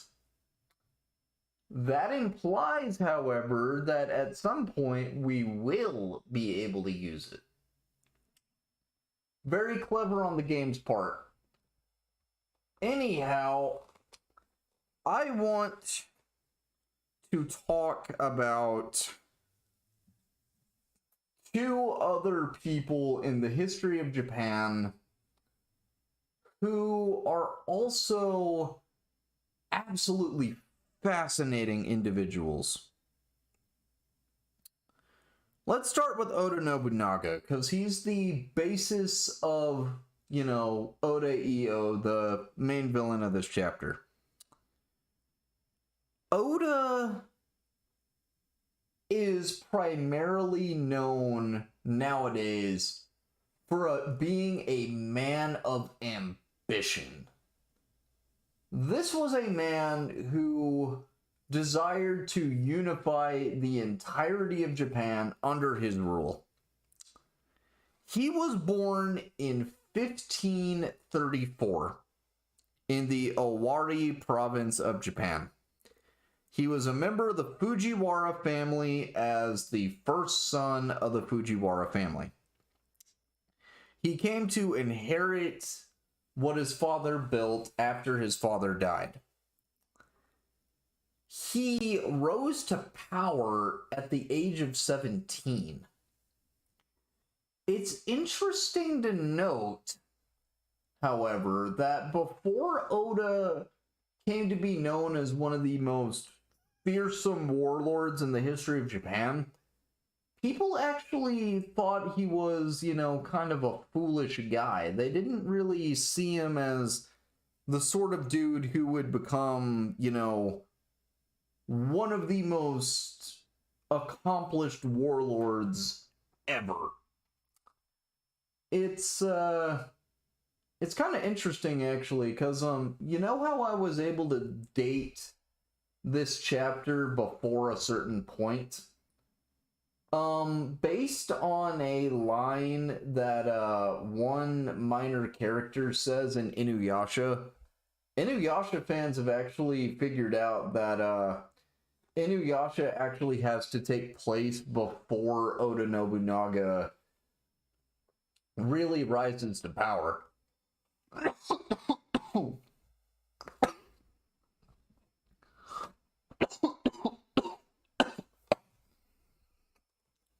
Oh, excuse me.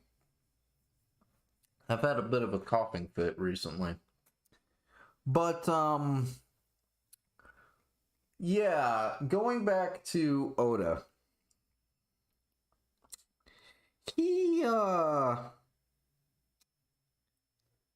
He would wind up taking his own life when one of his allies tried to, overthrow him. He died June 21st, 1582, at the age of 48. He was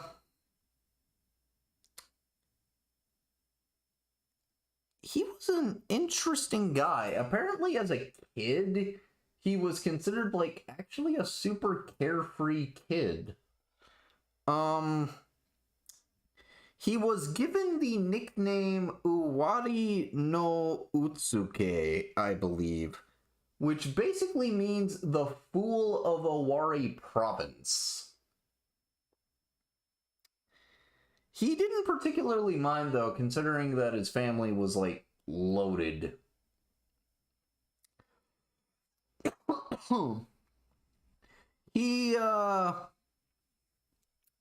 He became enamored with firearms when he was very young, because Owari Province was one of the first provinces to really start implementing the usage of firearms.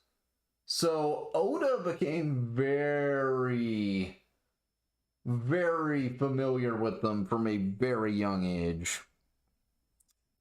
He apparently had a rifle with him almost all the time. In 1551, Oda's father died, and Oda would wind up taking his father's place as leader. He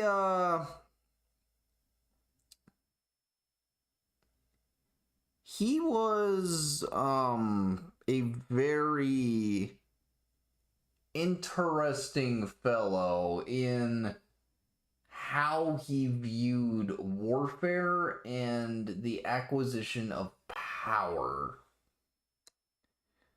There was a rebellion in the province at the time, and he took decisive measures to squash this rebellion as quickly as possible.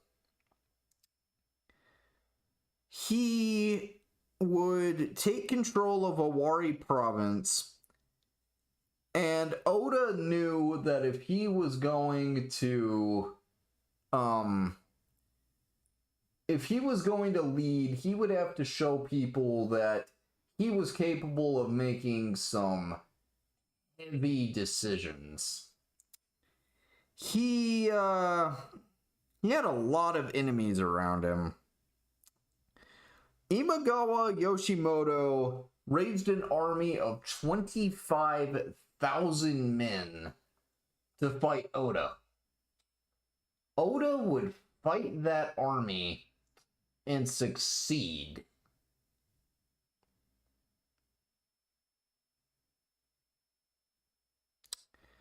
Oda led Yoshimoto into a trap. And after killing him, people weren't calling him the Fool of Awari Province anymore.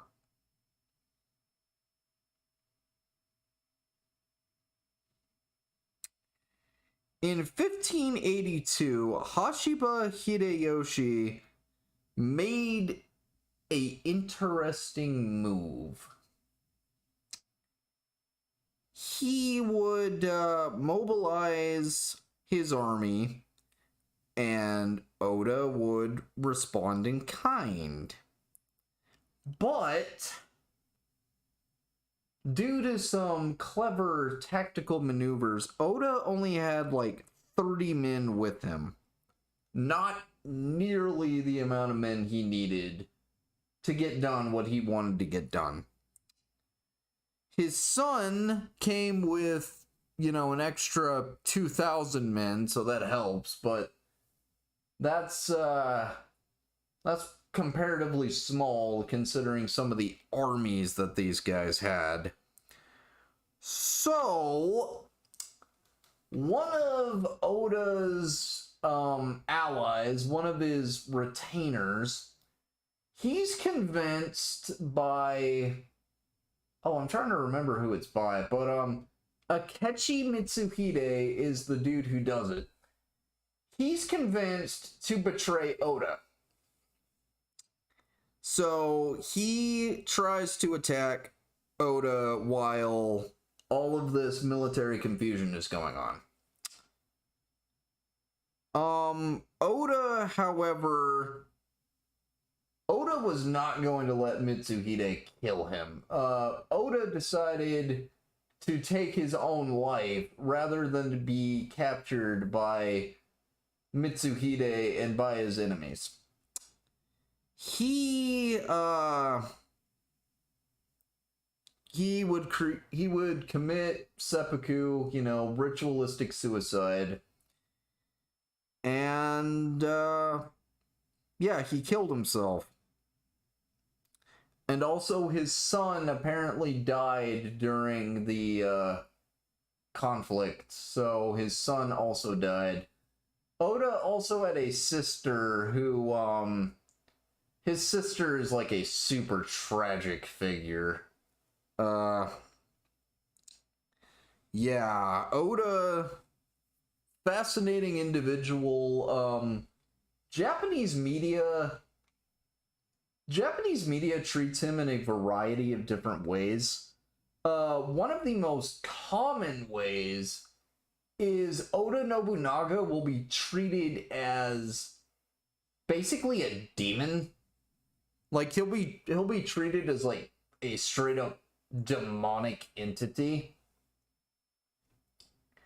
And there is actually kind of a basis for that in history. One of the monikers Oda gave to himself was the Demon King of the Seventh Heaven. So some of the more notorious things that Oda would do was Oda wasn't particularly fond of Buddhism.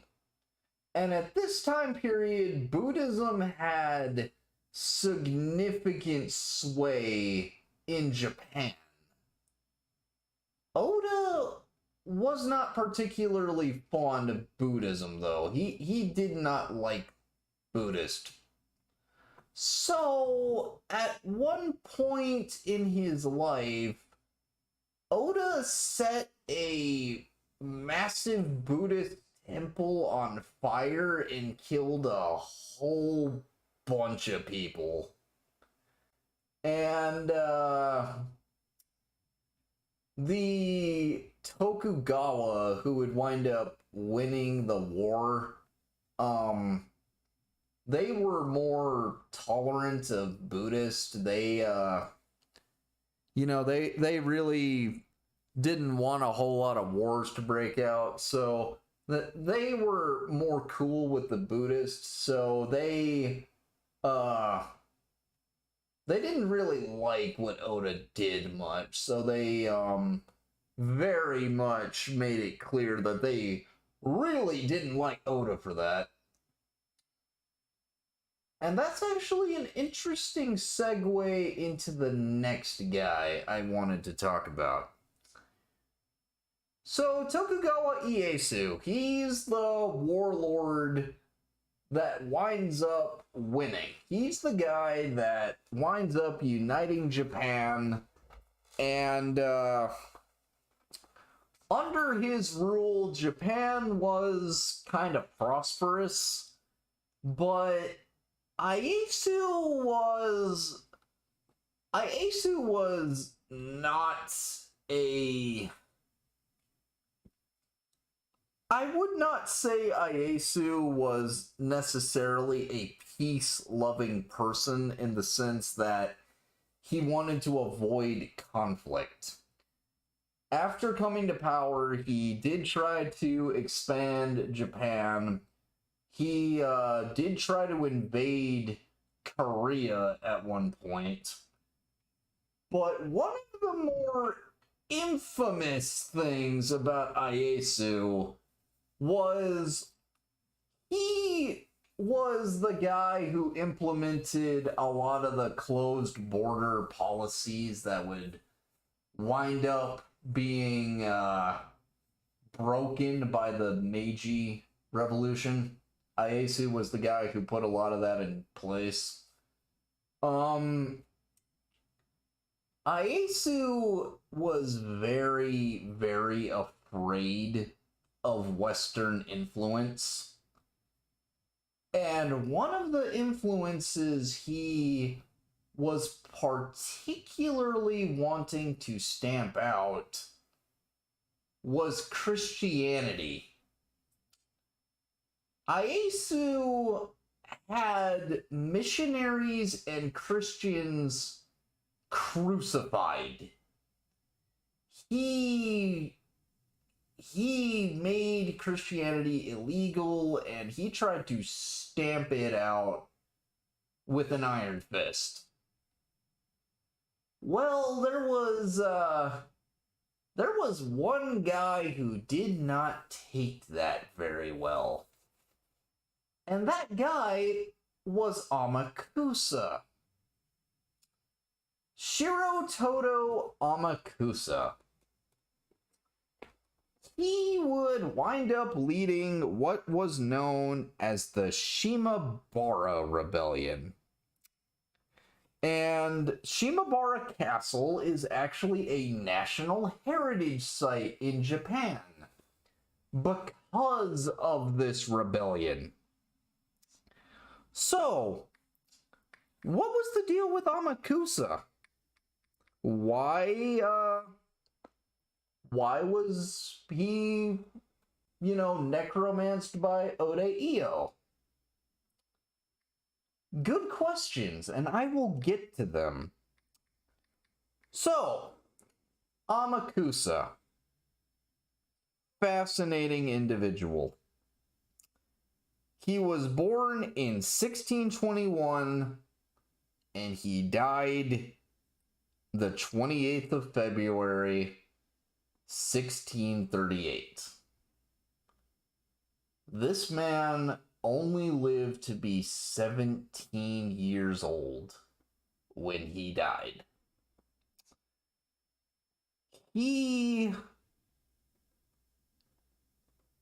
His family, they were devout Christians. They were devout Christians in a time in Japan where being a Christian could easily have gotten you killed. His family, however, they were a pretty well-off family. So he Amakusa, he would rise to prominence among his community.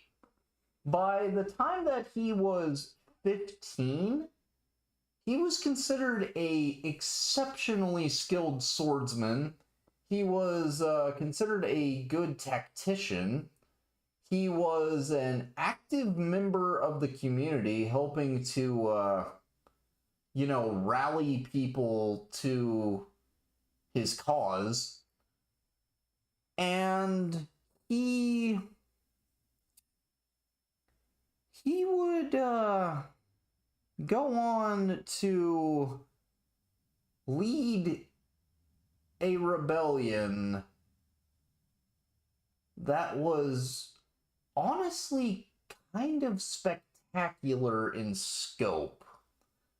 But unfortunately, that rebellion would not work for him. He would have his head cut off, and his head would be put on a pike as a warning to Christians and other rebels about what would happen if you dared try to challenge Tokugawa Ieyasu. So,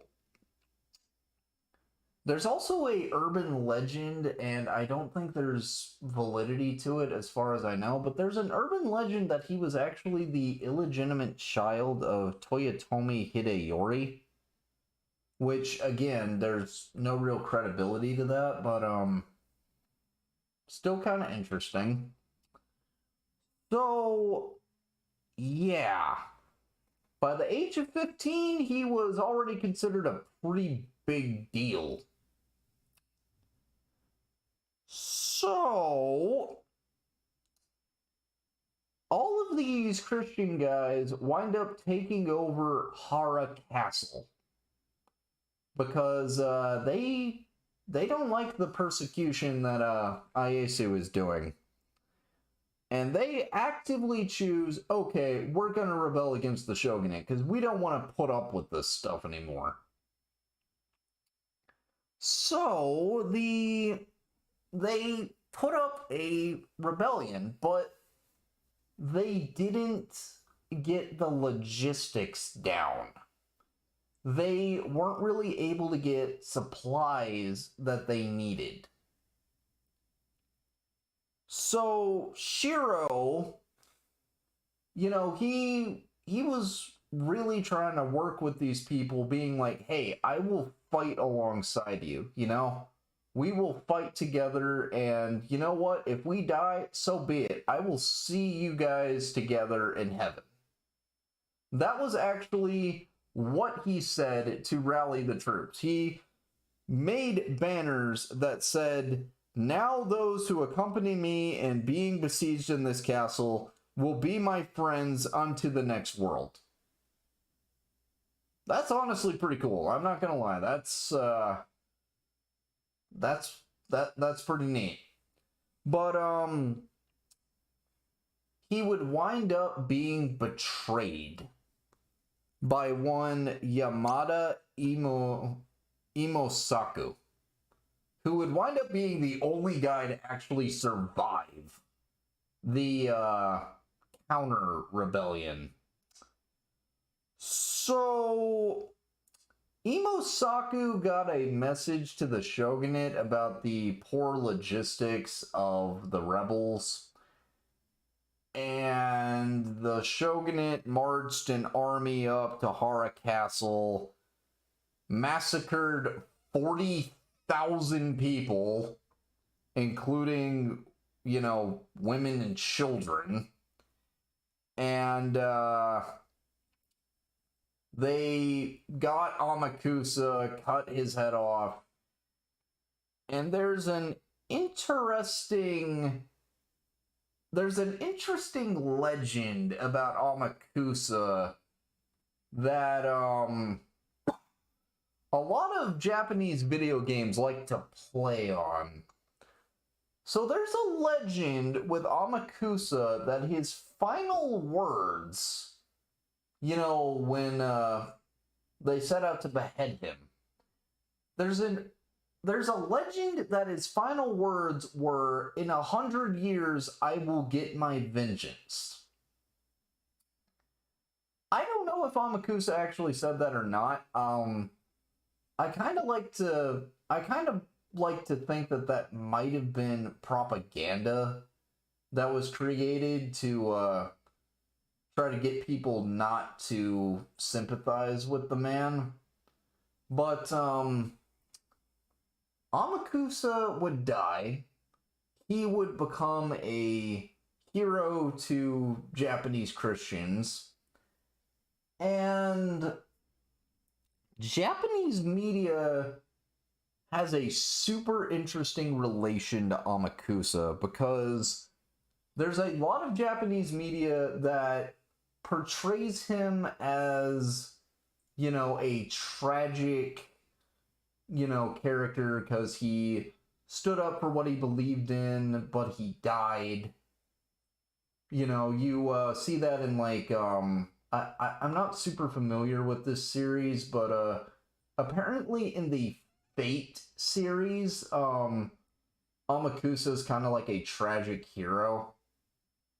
In another incredibly famous portrayal of the character, in the Samurai Showdown series, Amakusa is portrayed in a very interesting light. On the one hand, you have Amakusa as a villain, as he's brought back by one of the main villains of Samurai Showdown. And as a villain, he's portrayed as someone who is vengeful against the Tokugawa because, you know, the Tokugawa killed him. So he actively conspires against the Tokugawa. And Samurai Showdown, the Tokugawa who's reigning at the time is really trying to, like, keep the country in line. He's trying to be, like, a decent guy. So, in that sense, Amakusa, you know, because he's actively conspiring to, like, against the Tokugawa and also, you know, just kind of being a vengeful person going around fighting people. He's portrayed in that sense in a villainous light.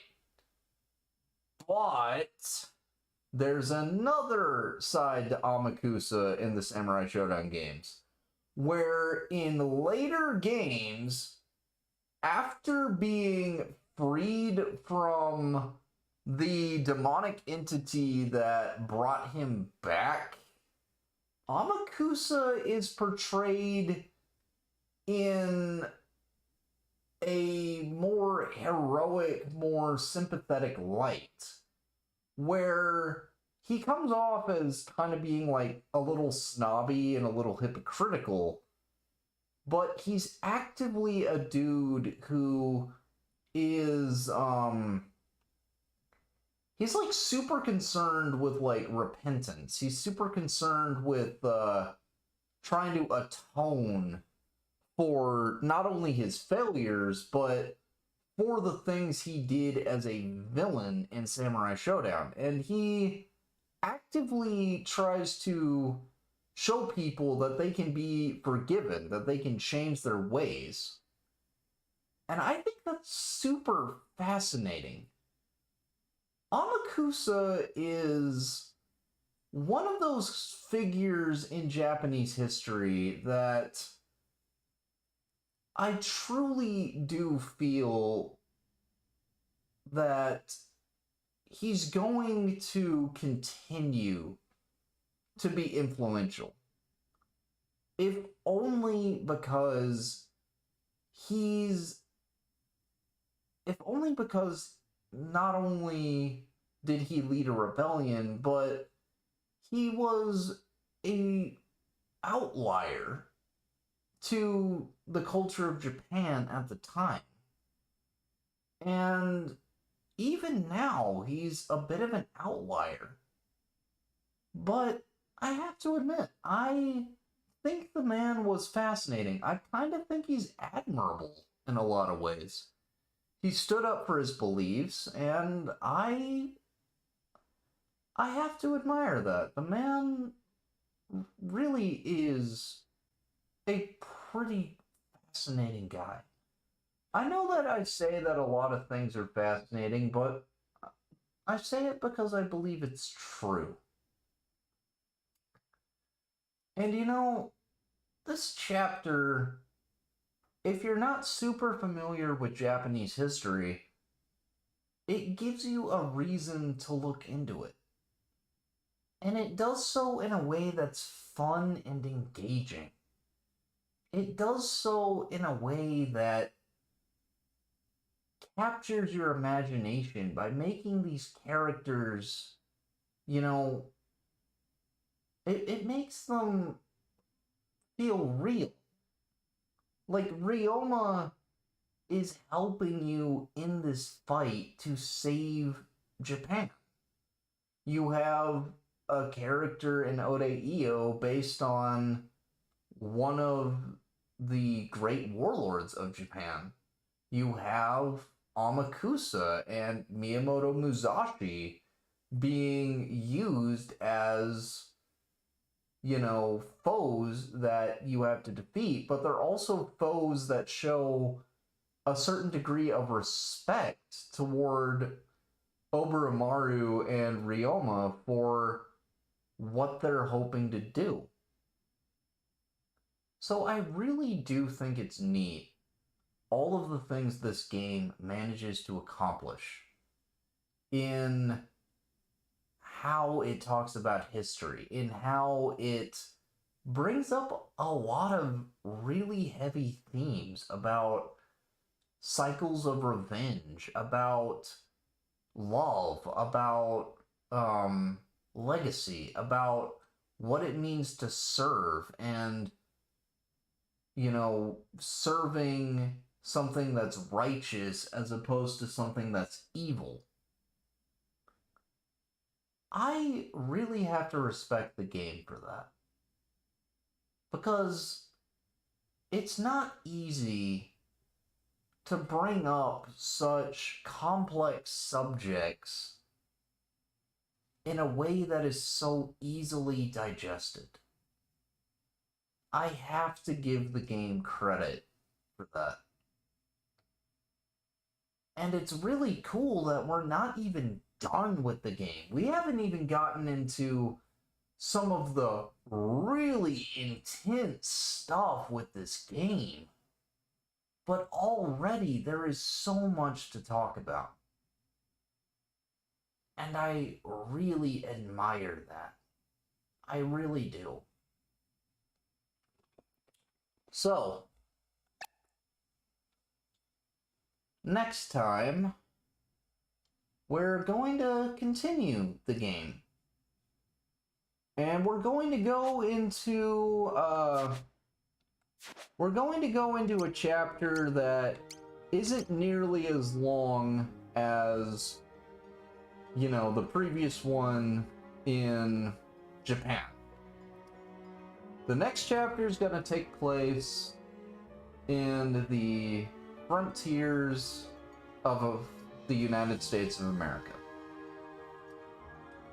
It's going to involve a lot of spaghetti western, you know, trappings. And it actually has one of my favorite chapter bosses of the entire game. I'm looking forward to it. I hope you're looking forward to it if you're watching. And, I just have to say, this game only gets better. Whether you particularly like one chapter or another, I will say this. Keep going with each of the chapters. Because it pays off. This game truly is a masterpiece. And next time we play, we'll be introduced to a man that I can only describe as a desperado. But before that, I want to say some parting words about Oboromaru. In the words of Judy and Mary a Japanese, you know, singing group,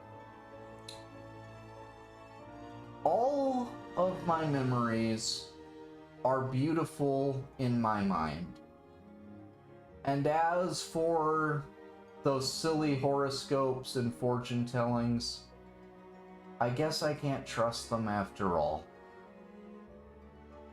Thank you.